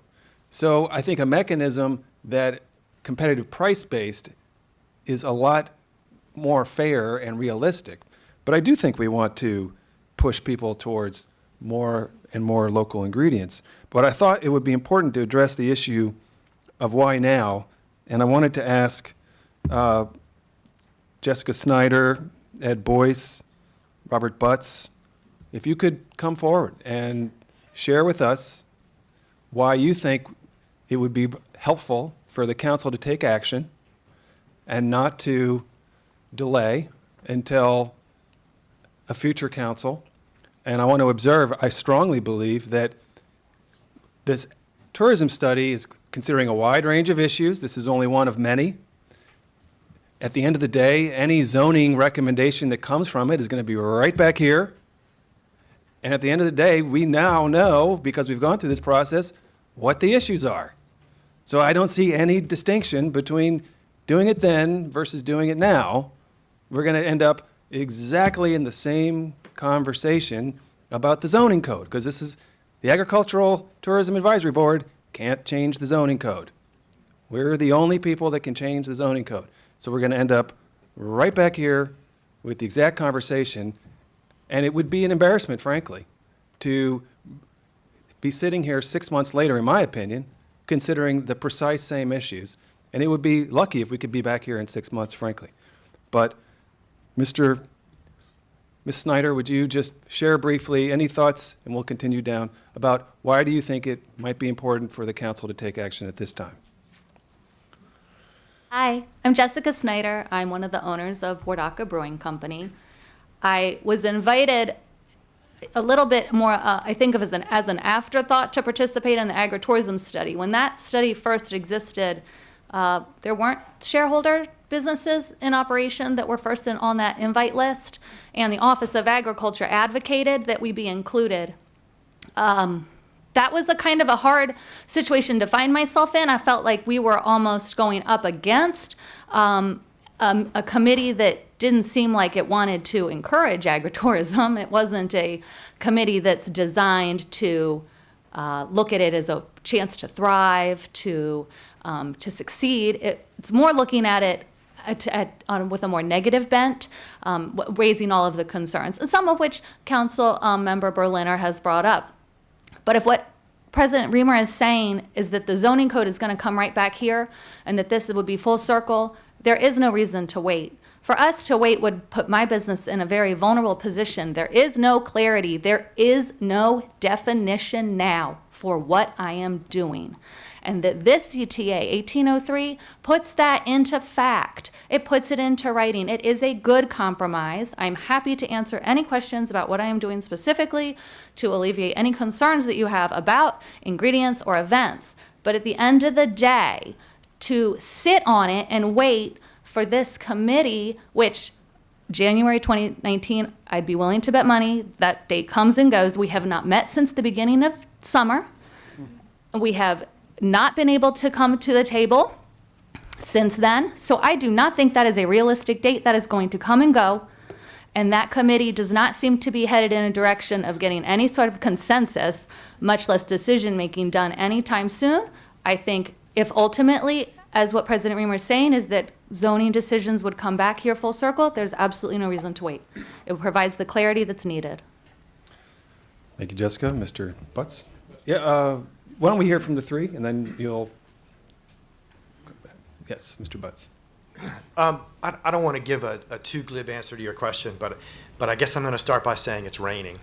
I guess I'm going to start by saying that it's raining. And my reason for that is, as a grape grower, rain's bad for grapes, right?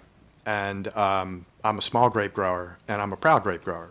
I'm not going to put any fruit that I'm not absolutely proud of into a bottle of wine. That's a fact of it. Okay? So what this is going to practically mean is that my yields are going to be down. My crops are going to be down. The amount of wine that I sell is going to be down. So years like this, if businesses like mine are going to be in business, we're going to have to get a little creative, right? How do I maintain sales with smaller volume? One of the ways I do that is probably through special events, right? Much like a restaurant gets more for a glass of wine than a bottle of wine, I'm going to start thinking about how do I do more tasting events to sell wine by the glass. And that does two things. One, it builds customer loyalty, right? And the other is having a restricted amount of supply kind of builds a demand issue. So you've got businesses right now that are facing reduced crop yields. This ZTA will help them right now. My other reason, too, is honestly, is, I've worked with a lot of you guys for a number of years.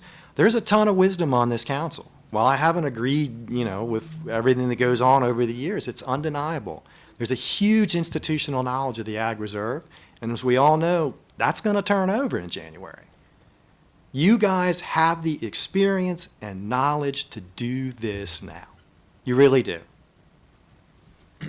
Mr. Butts, thank you. Mr. Boyce.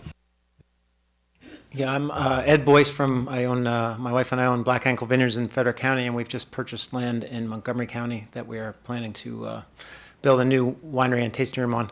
And to your specific question about timing, yeah, we're in the planning process of what are we going to do and what can we do. And the more time that goes by, the harder it is to do what we're going to do. We know we have many years ahead of us to fight through the Montgomery County process. And that's after we know the zoning issues. So we're hoping 2023 that we open, but as this goes on, it might be 24, 25, later and later. The prospect of putting this off scares me, I guess, in what we're doing. So, and I think just a couple of general comments on the whole issue is I think all of us would agree that there are certain. We don't want an event facility to come in pretending to be a winery, brewery, distillery, and really be an event business. But at the same time, we don't want to throw the baby out of the bathwater and prevent our farms from being able to shift and do something that can really make a living for several generations, which is a tough thing to do right now in the farming world. So we're trying to find a middle ground. I'm not sure waiting another 6 months is going to get us any closer. These are complicated issues, but for us, the sooner the better. All right, thank you. So we'll continue with our queue. You're welcome to remain there. If council members want to ask questions of others, then you may swap out. And Mr. Elwich, you're in the queue, so you'll have the chance to ask questions following up. Ms. Navarro. Thank you. So I'm a co-sponsor of this ZTA because I do believe that there are ways to find a middle ground. And I think we have some examples of very popular places already that are operating, and as has been described, there's need for clarity. But I do want to say that I think in some ways it's kind of sad how every single issue has to be a litmus test about whether we are pro or agricultural reserve, pro-business, anti-business, et cetera. I mean, that is not really the way that the real world functions. And I actually was going to ask the question about, what would be the concern about waiting for the report more because, again, we get accused of moving forward and making decisions without having the full analysis. And then, of course, we get criticized for perhaps not, moving fast enough. And again, it's one of those things where it's like you're like between, a rock and in a hard place. But I guess I am a little bit concerned regarding, what was mentioned that stakeholders were not necessarily there from the very beginning and that there hasn't been a meeting. I mean, I think that is cause for concern.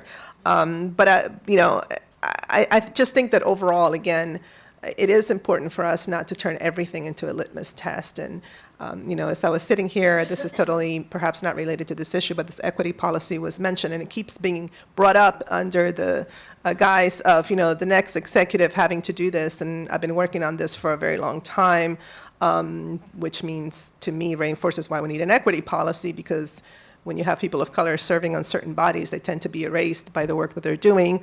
But everything can be connected to equity, obviously. And so I think that it is obvious, pretty obvious, that it can also be used in different circumstances to defend certain perspectives. But that's a work that we will take on later on. But I do appreciate you being here. I think that the committee has done, I think, quite a bit of work. But I still would like to learn a little bit more of what it is that the planning department is doing with regards to this report. This notion of, coming back anyway is probably very true.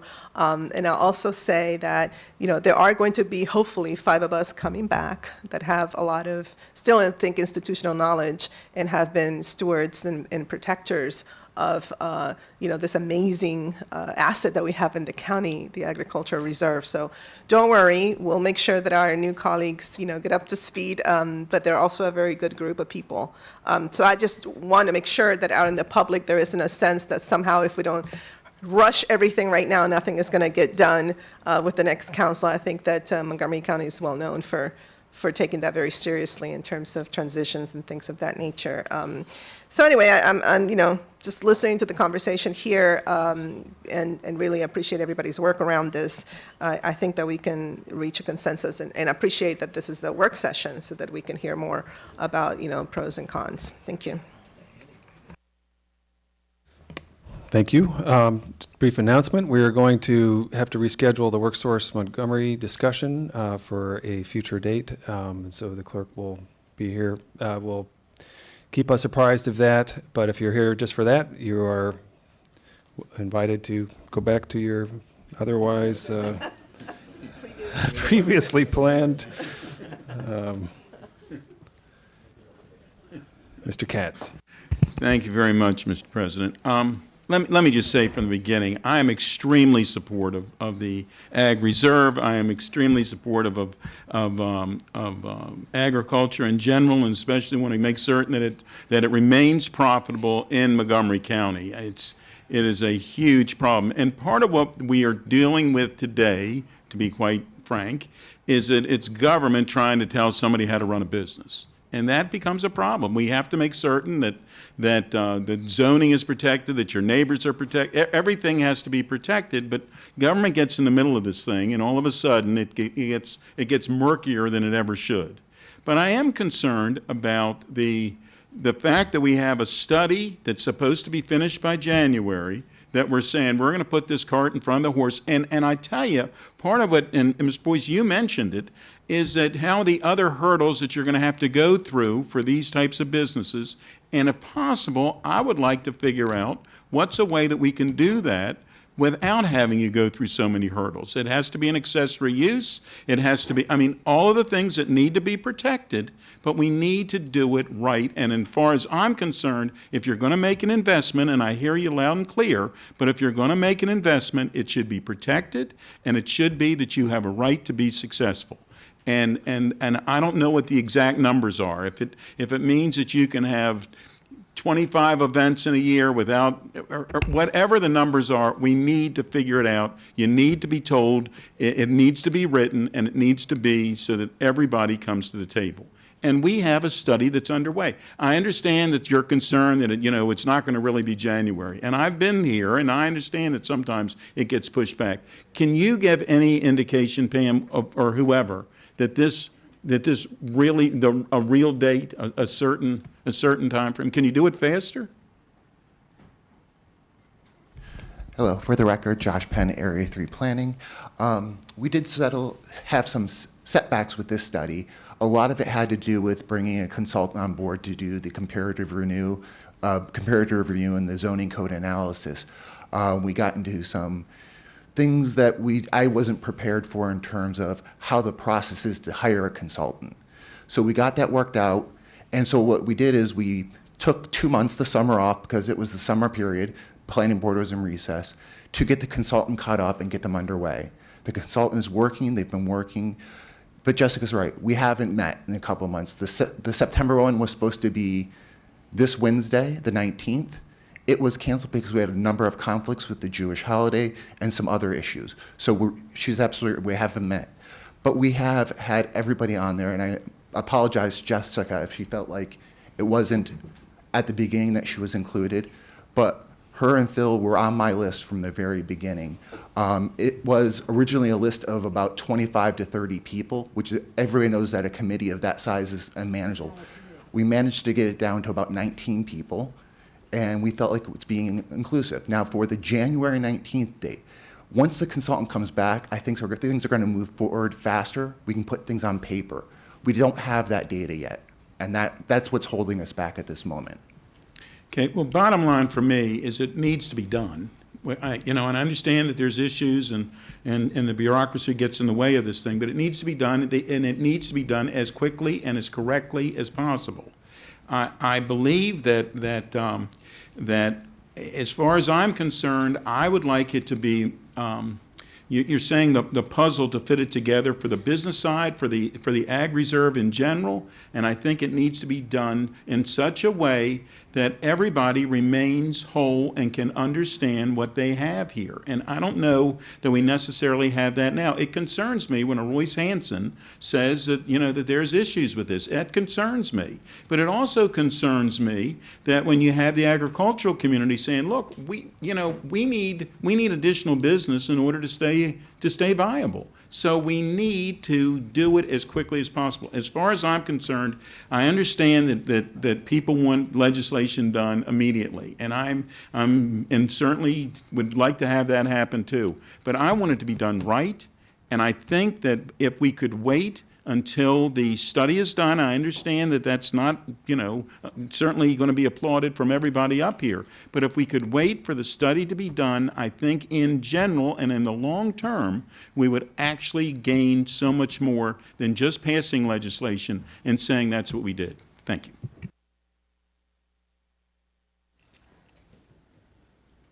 Okay, well, before we go to the next one, Josh, are there any specific issues that you think the study will recommend that are not actually reflected in the different approaches of this CTA? Or is there an event limit that hasn't been considered? Is there, a road issue that hasn't been considered? Do you think we've covered the issues themselves? I think for what I've gotten from it so far, meeting notes, and I've distributed them to a number of your staff, is events are the big concern. Right. That's one thing that when you start getting down and talking about it amongst 19 different people, we have the least common ground. Right. But there's a lot of other things that we do have a lot of common ground about: marketing, outreach, awareness, promotion. Right. So you have a diverse group of stakeholders. You do not have a lot of common ground on some of the difficult issues, such as events. My prediction would be the study will reflect a diversity of views. It will not be a unified view, and the council will have the precise formulation to consider in the outcome of the study process that we have right now. There are no other issues to consider. That process will not bring to us different considerations, and people will not agree. So we will have the same precise disagreement to consider. And at the end of the day, we can't avoid that. So, that's what we do. We have to resolve these issues, and I think that we can actually sort out an event restriction that works across the groups. I think we can sort out a local ingredient issue, and I think we have it. So I would urge my colleagues, we're very close. There's not a big distinction. We're very close. I think we can resolve the issues and get it done. Mr. Rice. So I want to take that same spirit. Look, this was supposed to be a work session. And I know I started off at the beginning talking about and espousing, just like everyone else did, my views and what I thought and my beliefs and all of that. But I did at the end very succinctly say I agree with the recommendations that the council president's put forth in the packet, and I'm willing to move forward and vote for those. I have not heard yet from anyone anything else that's being proposed in terms of changing the ZTA. And if this is a work session, then that's what we should be doing. We should be talking about the work that's there and what needs to be recommended. And so, Josh, I'm going to actually ask you a little bit more aggressively. What is it in this report that I should know that I don't already know? I think this study or this report that we're looking at was not about solving all the issues. I don't think any one staff year can accomplish all the issues here at hand. What this was really at was to take a step back and do kind of a fact check and what are we doing? What are we doing well and what are we not doing well? And compare us versus the nation and see where we stand. And if we can identify issues and we can come up, then that's where you get the resolve, the kind of the final.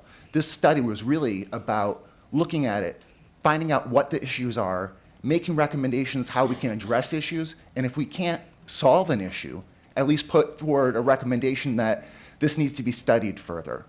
One thing that came up that was a recommendation that we don't have a resolution on is traffic. What is it going to do? And I think one of the recommendations would be that traffic needs to be analyzed. So, Josh, I'm going to run with what you said because now you've really concerned me. Because you said if we couldn't come to resolve, then we'll have to study it further. One of the things that we've been criticized is about paralysis by analysis, kicking the can down the road instead of making a decision. I'm sick and tired of being up here and saying, well, let's wait for another study. Look, no disrespect to you, no disrespect to the planning board. I can do the same research and the same kinds of things that you can. I can talk to consultants. I can talk to experts who've done this before in other jurisdictions, the same as you, and get the same information. And that's what Councilmember Reamer has done. That's what a lot of the folks have done, because you don't invest. You don't put money into something unless you've thought about it and talked to folks and made sure that it's going to work. I'm not talking about the stuff that's, okay, should an event be 225 or 275? I'm not talking about that. I'm talking about the overall premise, the things that you referenced when you gave me your response. And it's concerning to me that it seems as though we're talking about this overarching, glowing language and what it is that we're going to do and how our approach is going to be, when in essence, this work session is talking about numbers, is talking about details, is talking about whether or not we're going to have 9 events or 10 events and 225, and whether or not we are going to require some sort of traffic modeling or whatever the case may be. But the reality is this: when I look at Butler Farm, right, and I look at the events that Butler Farm has, and I live there, right, so I live in Germantown, and I go there, the traffic is crazy whenever they have a big event. And that happens now. I don't see anybody calling Craig Rice's office complaining, oh my God, Butler Farm backed things up because of the Pumpkin Patch Festival. We know it happens. That's what we deal with. It's a part of living in the Ag Reserve. If people want to pretend as though these things aren't there and don't exist and business will thrive when things happen, oh, by the way, what happens when we have concert venues and they have concerts in rural areas and they back up the traffic for days and for miles? The same sort of thing happens.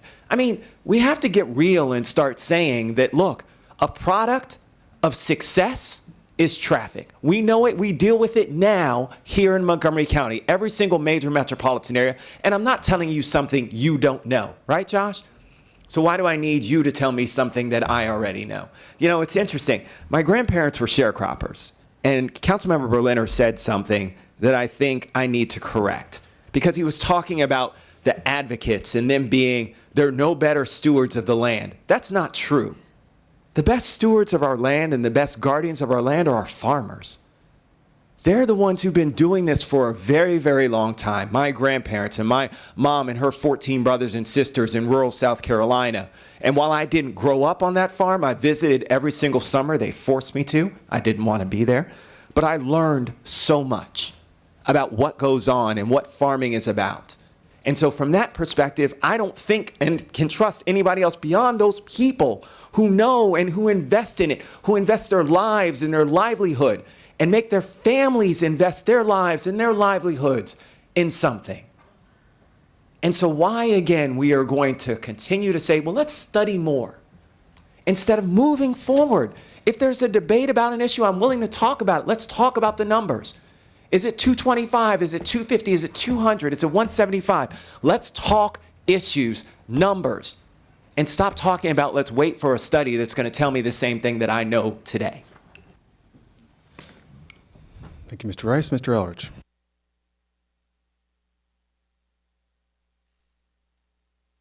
Discussion. I want to say, first of all, I really appreciate the work you guys are doing with wine. And there's no question in the law, current or proposed, that wine is an accessory, wine is a function in itself. And it's, I've encouraged you guys to go forth and prosper. I think, wine is potentially a big deal.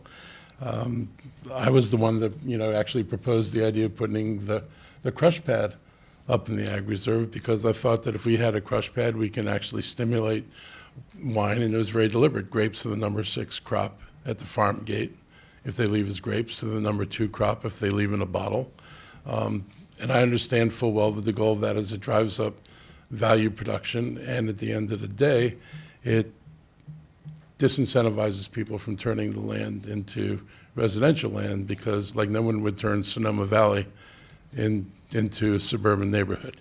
There's too much value there. And so my hope was to try to create that value. And I was inspired by going to a presentation by Kevin Addicks when he said something I thought was very telling. He said the problem in Maryland with wine wasn't the grapes, it was the winemakers.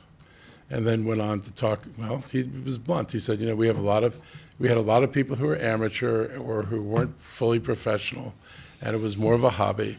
And so you had wineries, but it wasn't necessarily run or treated in the way that you would find out in California in the big wineries. And he said that, Maryland sits in what the UC Davis calls Zone 4, which was, the equivalent of nice place to grow red wine. And of course, that interested me immediately. I think Roger and I share the same affinity for that. And that the University of Maryland had done a soil study which indicated that Montgomery County had substantial areas of soils that are suitable for growing grapes. And I thought this was a good thing. And I've been waiting for them to actually lay that map over a road map so a person could more easily figure out where the soil is, but the fact is the soils are there. And that I was at your place, and I talked to the woman who was the consultant for you and talked about how they were treating the grapes here differently than they treated them in California. Now this is really fascinating to me. So I get the wine and they get the wineries, and it took 10 years for Loudoun County and Virginia to actually become what they became, and it's going to take us 10 years to do that because you've got to put the wineries in. And we've talked about the universities of Shady Grove putting an enology program up there, which would help young farmers, create an interest in wine. It might be more interesting than growing some of the other crops or mowing hay forever. So it's a way, I think, of advancing this in Montgomery County, and I would like to see that happen in Montgomery County. So I don't think there's a lot of disagreement about trying to let these industries flourish. And I recognize fully that a healthy ag reserve where the farmers make money is an ag reserve that doesn't become another suburban neighborhood. So I'm there.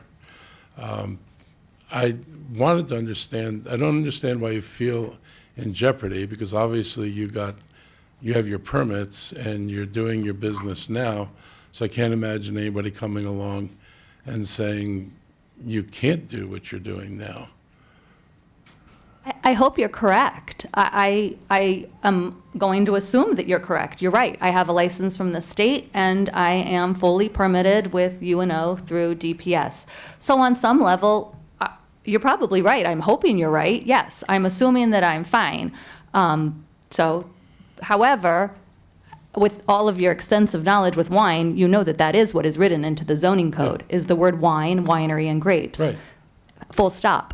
There is no other language for any other agriculturally alcohol-related crop, be it a meadery, a cidery, or a brewery. And I don't disagree with going forward with things beyond wine, because I've been to your place and I've been to the beer farm, and since I will drink both substances, I'm happy to do that. And I do think that we do grow crops in the ag reserve that could actually feed distilleries, which you could actually, there's a whole different level of what could be produced in the ag reserve or any place else, frankly, in Montgomery County. So I'm not interested in restricting you or separating you off from that. I wanted to know, what do you grow on your property? We're growing hops, which is very difficult, especially this year. We grow many of our botanicals, all of our herbs. We're growing small batch berries, pumpkins, watermelons, and we have honeybees. These are all flavor adjuncts.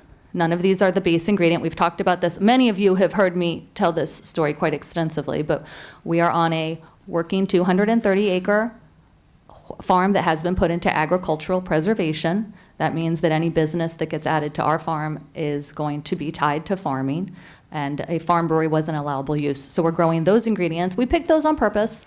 They are a smaller footprint. We have 90 horses on our farm, and so we find ourselves in a position of trying to juggle two farm enterprises. So all of the farming and the processing of the ingredients on our land for the farm brewery are the ones that I just listed.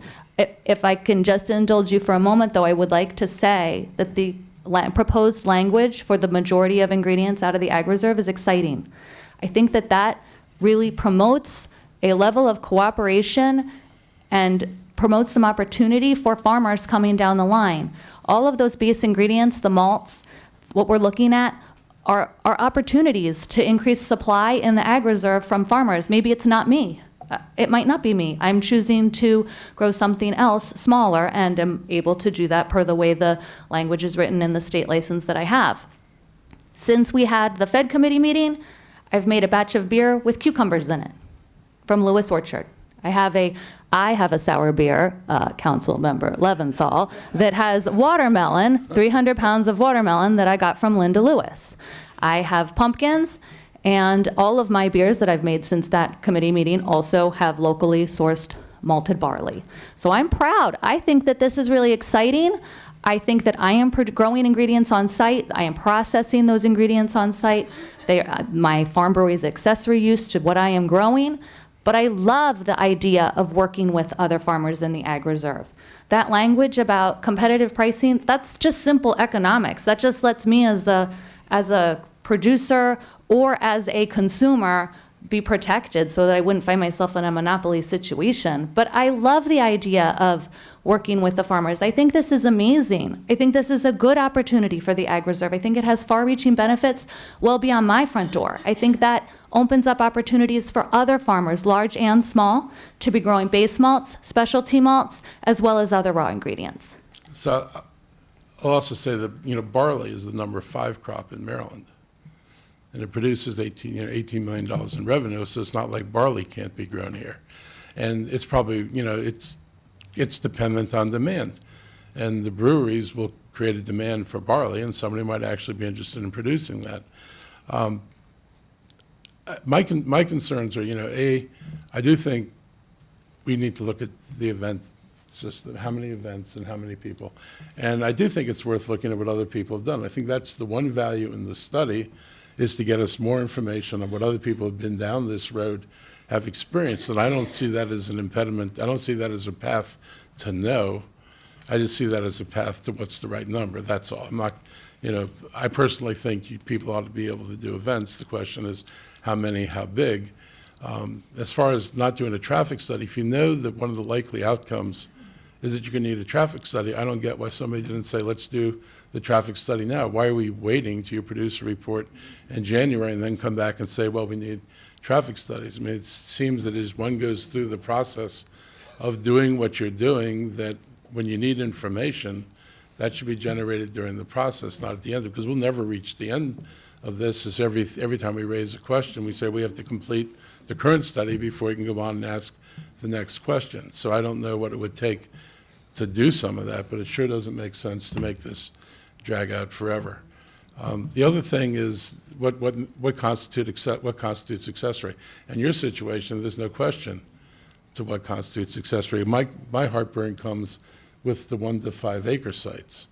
I mean, the average site, of the 1 to 3 acre things is less than 2 acres. It's hard to picture that if you actually put a brewery in there, that's going to be the accessory income to the farm. It's actually going to be the primary income to the land, and the farm may not really be much of a farm. It may be no more than I'm going to grow a few vegetables and say I'm a farm, but I'm not a farm. So I actually like the 25 acre limit that was the definition of a farm, because I think that sets a size that's appropriate for a farm.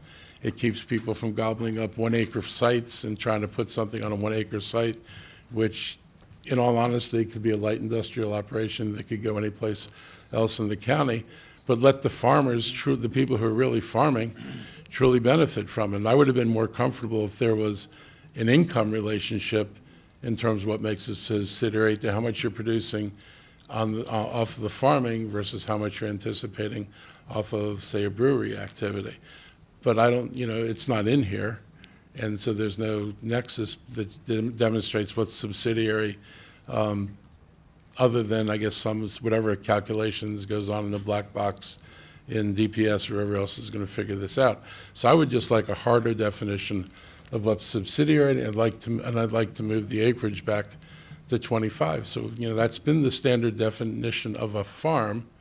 Why are we changing it? Why don't we just say, this is a farm, it's 25 acres, and then you can have ancillary activities? And I will say, I may have some more flexibility about some things, but I do think that, I think I was talking to one of the milk producers. He said he couldn't produce milk from somebody else's cows. I don't know if we've changed that, but he said his milk had to come, if he was producing or processing milk for consumption, it had to come off his, and he couldn't do somebody else's. When Roger raised the issue of an abattoir on somebody who's growing, if somebody's growing 300 acres of soybeans and they happen to have space for a facility that would serve other farmers in the ag reserve, that doesn't necessarily give me heartburn either.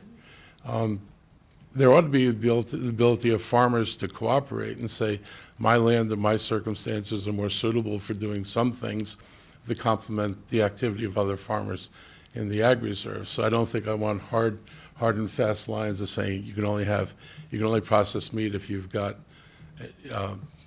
cattle. I might be interested in somebody processing meat in the ag reserve. I'd like to see meat production come back more firmly to the ag reserve, just like I'd like to see more dairy come back to the ag reserve. So I think it would be good to try to foster some of that stuff. So I don't want anybody to think I want to get in the way of going forward. I would like some tweaks, though, around the size issue. That would go a long way in my mind. Thank you for those comments. I think, Yeah. Mr. Butts, yeah. Yeah, excuse me, I have a quick answer to that dairy question of yours. So dairy's a little unusual because fluid milk, to get your fluid milk license, there has to be a traceability where the milk comes from. That's the reason for that law. So it wouldn't apply for a lot of things that you're talking about. So I just didn't want to give the impression that so like I said, there's just dairy's, it's kind of its own unique thing, so. Can we do traceability? Or is that just? Yeah, in other words, so for example, they want to be able to trace the milk back to the cow, Right. right? So if you were taking somebody else's milk and it's commingled with yours, then it gets more difficult for the FDA to track it. But that's why dairy is an unusual case that wouldn't apply for most any other agricultural commodity. Thank you. Yeah, sure. I want to thank you, Mr. Elrich. I think that, we can do this, right? Mm-hmm. You've highlighted a number of the issues. There aren't other issues. These are the issues. So if we want to address this, we can. I would just ask my colleagues, if you want to approach this as hey, let's figure it out, we can figure it out. Mr. Leventhal. Yeah, I too really appreciate Mr. Elrich's comments, and I think they assist us in moving forward. And I appreciate Mr. Elrich's work over a long period of time in trying to promote the winery industry in the Ag Reserve. He has a long track record of working on that, and this legislation is entirely consistent with that. I want to relay very quickly what was said to me by our good friend, we all know him, Bob Sissel, who lives in Poolesville. I was talking about how, I was talking in committee, the same thing I spoke earlier here, about how we have a certain density of microbreweries in the down county, but it isn't that overwhelming. There isn't a microbrewery on every corner in the urban area, so it isn't likely that there would be one on every corner in the remote rural area. And Bob Sissel said to me, I live in Poolesville. I would like to be able to access locally brewed, delicious, cold craft beer in my part of the county. I don't want to have to drive all the way to Gaithersburg to get a fresh craft beer. So that's a fair point, that there are folks who do live out there who will also benefit from adjacency to these farm products. I want to respond to Mr. Elrich about the size of the farm, and I can share with you what I found very sympathetic email that we received. You probably got it too, but I'll share it with you, from a gentleman who has a 7-acre orchard, and he wants to use he wants to use his apples and make cider on his property and sell it on his property. And so I found that size of farm, given the very consistent agricultural use that he wants to use in his orchard, I found his case to be sympathetic. But I know that Mr. Reamer has amendments that do address the farm size issue, and I think we can work on those, understanding that. Could I ask just a question back? Sure. I mean, could you write the amendment in a way that if you had 7 acres and we're going to use your crop for the product, like a cidery, then I don't care about 7 acres. But otherwise, use 25 as the general rule. Good. Well, I appreciate the option, and I know Mr. Reamer's staff is actively working to find, consensus approaches And I hope we can move forward in that way. If you're in the poultry business in Montgomery County, you may very well buy your chickens from outside of Montgomery County. That happens all the time. And poultry farmers travel, they buy from catalogs, they go to fairs, they go to trade shows, and they bring in chickens, and then they sell them here. So I think we need to be careful about imposing draconian restrictions on the production of certain fruits and grains, which are then fermented into alcohol, that we don't impose on other agriculture, as Mr. Elrich had recognized. And I thought the same thing about, well, why wouldn't we let you, if you had a horse farm, open a brewery? Why wouldn't we let you, if you have a poultry farm, open an abattoir? Why wouldn't we let you have multiple lines of business on your farm? Why would we prohibit that? And I appreciate that point. But similarly, we don't build a wall around the AR zone and say no products in or out for other types of agricultural production. We don't prevent grape growers from acquiring their vines and growing them elsewhere. So importing agricultural products and then vending them in the agricultural reserve happens now in almost every area of agricultural activity. People bring in their cattle, they purchase their poultry from elsewhere, they purchase their seed and grow crops from elsewhere. So to have some components of your alcoholic beverages, which are grown and produced here, come from elsewhere, I think is actually consistent with the way agriculture works. Not 100% of every ounce, of every calorie, of every bit of feed, of every ingredient in agricultural products is produced in Montgomery County in non-alcohol agricultural activity. I think I really do resonate with everything Mr. Elrich said. I think we should be cautious about saying what we want in the ag reserve. What will work in the ag reserve will follow the market. It will follow consumer preferences. It will follow global commodity prices. There's a lot of things out of our control. If dairy farming is profitable, it'll happen. If it isn't profitable, it's supplanted by soybean production. I mean, that's just the way it is. As it happens right now in the second decade of the 21st century, craft beer and cider are popular and profitable. And we should be very cautious about getting in the way of that. That is an opportunity for, and I'm quoting a friend of mine who I spent a lot of time with this spring, an opportunity for prosperity. We want to bring prosperity to Montgomery County. I want to speak briefly about our good friend Royce Hansen. Royce was chairman of the planning board for several years. We all served here. He made a lot of recommendations. We esteem him, we respect him. Sometimes we voted in agreement with him, sometimes we voted in disagreement with him. We sat up here, he made lots of recommendations. Sometimes he yelled at us, sometimes he got really angry at us because we didn't agree with 100% of everything Royce Hansen wanted.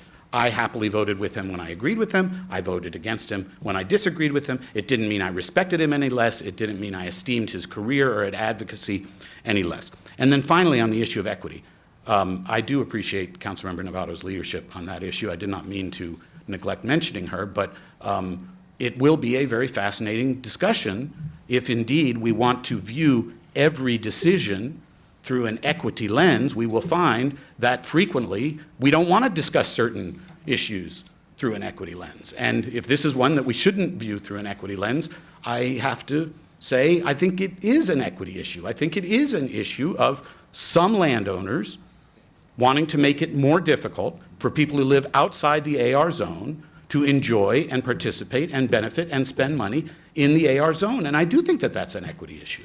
The last thing I want to say in this moment has to do with the agritourism study. I've been on the Fed committee 8 years, and we've had discussions about agritourism.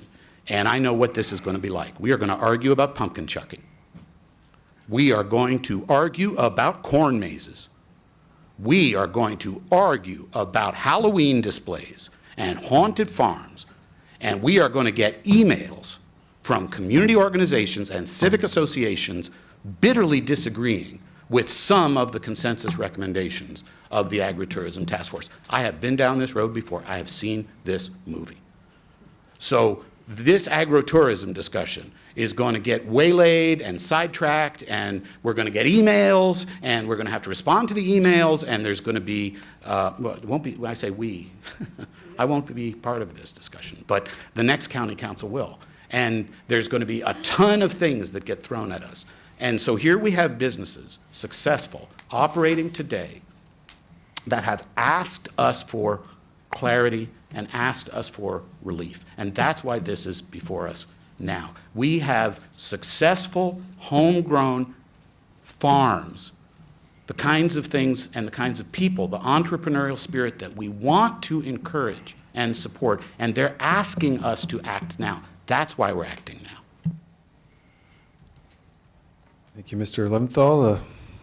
The last light that I see on at the moment is Ms. Florine. Well, so if anybody up here wonders why we get a bad rap about dealing with the agricultural community or the business community, welcome to the County Council. This is unbelievable. You know, this bill was introduced in April.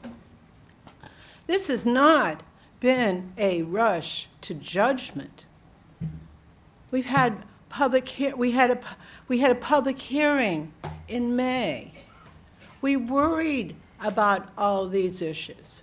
We've given voice to all the kinds of concerns that we've heard from people about. And so I apologize to the good entrepreneurs in front of us that we've subjected this conversation to, because it's not right. And I'm sorry, Jessica, that you've been such a great advocate, and I appreciate your need for clarity in all this. And I think this conversation has just gone off track, and I'm sorry for that. But this is apparently who we are. At the end of the day, this agritourism study, I'm told that we funded it a year ago, in 2017. Look where it is, people. Nowhere. It was supposed to involve Visit Montgomery and the Economic Development Corporation. Have they been part of this so far? Yes, they have. They have. Have they weighed in? Well, you haven't had a meeting. They've been involved with all the email chains. I've been taking. They've been involved in the email. Great. Giving them all the information. They requested that, you know, they be updated, brought in. I've done everything that they've asked. I've tried to include them from the beginning. So I would say they're involved to the extent that they want to be involved. The extent that you've had any meetings. So, okay, this movie has happened before. The issue of how we create a sustainable environment for our farmers is critical to how we preserve the ag reserve. If you want these farms to be divided up into mansion land, that's what you're going to get if you make it harder for families to expand their efforts, to keep families on the land, to keep that land open. That has long been an objective of Montgomery County. But to suggest that inviting others to go out and enjoy it, to see what happens at these farms, to partake of their resources, is going to just require more traffic tests, more rules, more regulation than they're already subjected to, is not going to help our entrepreneurs and our innovative thinkers. It's not going to support their future. And they're going to give up and fold up their tents, such as they are, and leave. We have to be rational about how we proceed. I really commend the council president for taking this on. There aren't many issues here, folks. The council president has proposed some solutions to address the kinds of things that we've heard from the community, such as it is. The argument about what's really possible, what's doable, will go on ad infinitum for the next council. There's no question about that. But they're not going to have a report by January if they haven't had another meeting. So let's let this proceed. Let's make a decision. That's what we were elected to do. Thank you. Thank you, Ms. Florine. Mr. Elrich. Just a quick question. You said that that the farmers would have to have a plan for the use of local products, but it just says long range. And could we actually also think about refining that to Absolutely. like an actual plan, so that it actually happens, and so there are expectations that you do start growing? I could see, you know, if you were doing grapes, it would take you 4 years, 3 or 4 years to get a crop that was productive off your land, people should be able, if they're going into this, be able to say, I'm going to start barley here, or I'm going to start hops here, and actually have to have a timetable that they have to keep in order to keep a license to keep doing this. I mean, I do think the agricultural link good is idea. important. I think let's sit down and write that out, see what that looks like, talk to our stakeholders about it, do it quickly. I think that's one way to go after that. There are other ways to go after that. You know, we've had requests for a amount of acreage that have to be grown for ingredients. It's a different way of going at it.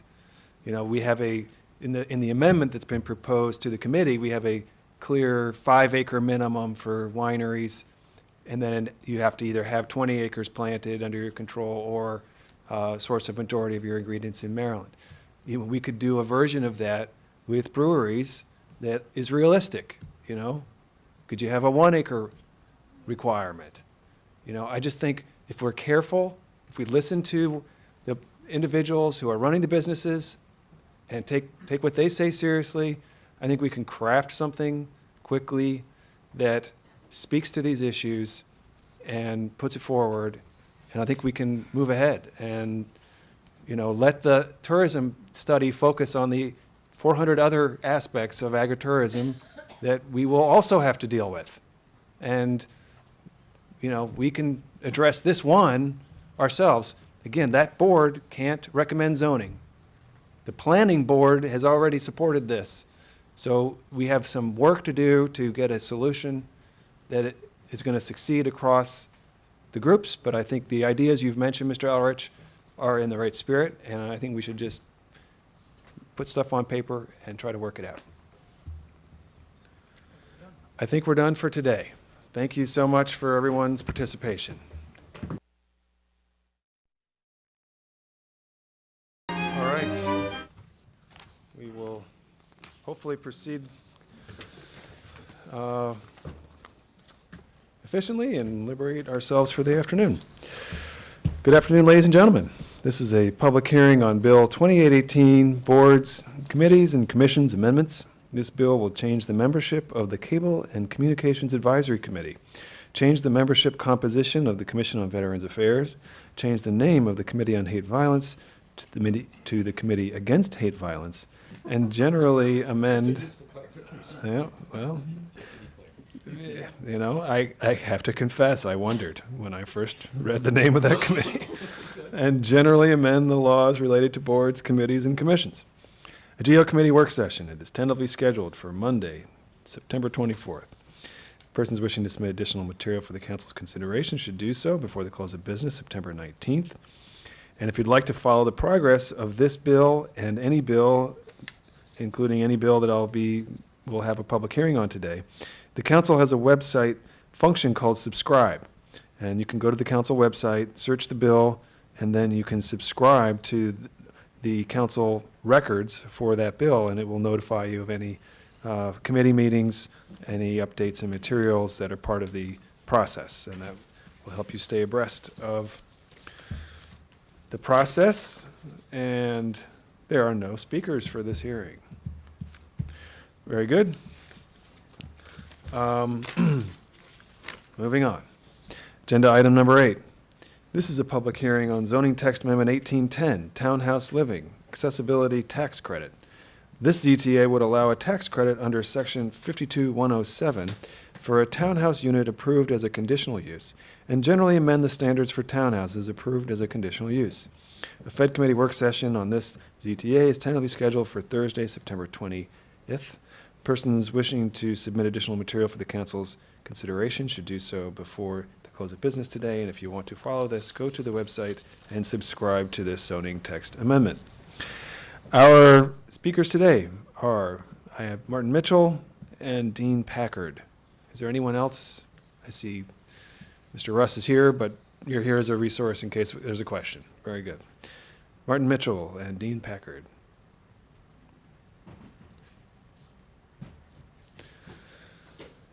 All right, I think you know the drill. 3 minutes. Yellow light comes on when it's 30 seconds away.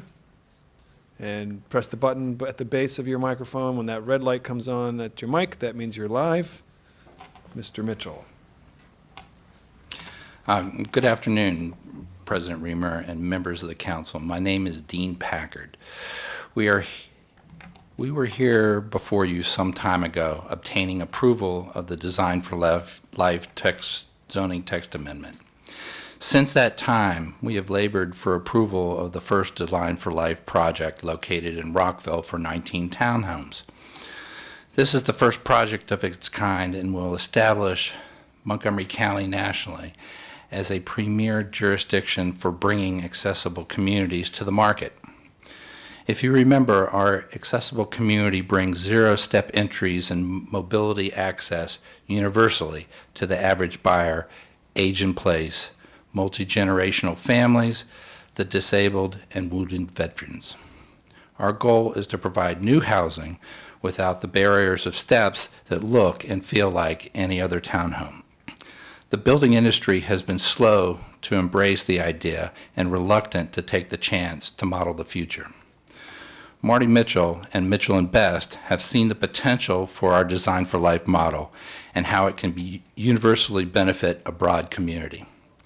Their commitment to partner with us to develop and build this prototype has renewed the prospect of this project moving forward. Mitchell & Best is widely known as the premier builder of Montgomery County, but what has attracted me most to them is that they are men and women of their word. So important to delivering the Design for Life townhouses, and what is absent from many of others in the industry. Because of our project location, it doesn't compete with other walkable communities close by.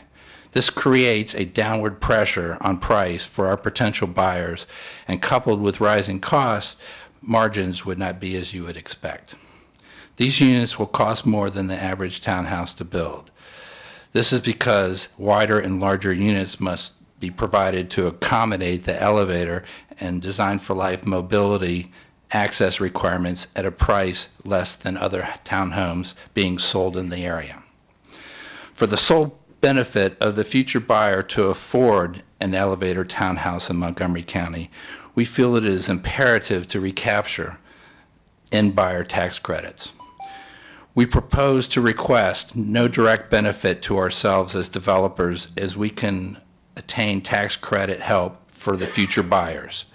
This includes allowing future buyers to secure these tax credits for elevators installed at the time of purchase. The original tax credit program was established to incentivize builders to use the program and help purchasers offset the cost of upgrades. A chairlift is all that is necessary to provide compliance with the Design for Life mandate. However, we strongly feel that an elevator would better serve the universal community as a standard option, and tax credit help for the buyers with the affordability of the units. If you want to continue, maybe Mr. Mitchell will give you some of his time. But I have 2 sentences left Okay. in my writing, so. Let him go. Keep All going. right. I'm real quick. We have come a long way since we are here and continue to struggle mightily to convince others that the Design for Life communities can be a success. Therefore, continued support from Montgomery County to show great leadership with the Design for Life program to initiate a new model for inclusive living, promoting worthy causes for more reasonably priced housing will be pivotal to providing this prototype to the building community and justify assistance to the disabled and wounded veterans among us. Thank you. Thank you, Mr. Packard. Are you Marty Mitchell? Yes, I am. Okay. Nice to see you. Thank you. Good afternoon, President Raymer and members of the County Council. I'm Marty Mitchell with Mitchell & Best Homes, the contract purchaser for Cashel Estates, the 19 townhouses for Design for Life. Mitchell & Best has been in business for 43 years, and we've built the majority of our homes in Montgomery County. Our main office has been in Montgomery County since we started. We continue to look for projects in Montgomery County, but it is becoming more difficult every year. When we were first presented with the Cashel Estate project, We were hesitant because it is not a standard product. In fact, as you might well know, no one has built this type of product. While the elevator is a major expense, probably running close to $30,000, the inherent design for full accessibility significantly increases the cost and size of these houses. The interior townhouses must be 26-foot wide and the end units must be 24-foot wide. The competition in the marketplace is building 16-foot, 18-foot, and 20-foot wide townhouses, which is increasing density and reduces their cost. There are few townhouses out there at 24-foot wide, but if you would want an elevator in that house, you'd be spending close to $1 million. The current pricing, along with the cost of creating a fully accessible home, shuts the target market out that we are attempting to help with this change to the zoning text amendment. We have spent considerable time with the seller, and we are now believers that the product can succeed in Montgomery County. If you know our company, you probably know our founder, Bob Mitchell, who started Home Builders Care and was a part of the building and community that started the original construct of the TDR program. While we work very closely with our subs to make this a cost-effective product that will attract our target market, wounded veterans, people who want to age in place but cannot afford to do so, and families that have family members that need full accessibility. By building a new home that is fully accessible and then eliminating the tax credit to the buyer who needs accessibility, you are actually penalizing the buyers for buying a house that was initially built to be accessible. The target market has had limited to no opportunity in the marketplace. The tax credit for the buyer, one component to increase exposure of the product and give the target market a chance to buy a single-family home that meets their needs. I asked the county to support a zoning text amendment that would allow the wounded warriors, those who want to age in place, and families that have family members that need accessibility to take advantage of the tax credits.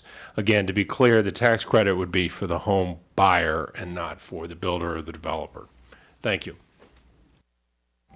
Thank you, Mr. Mitchell and Mr. Packard.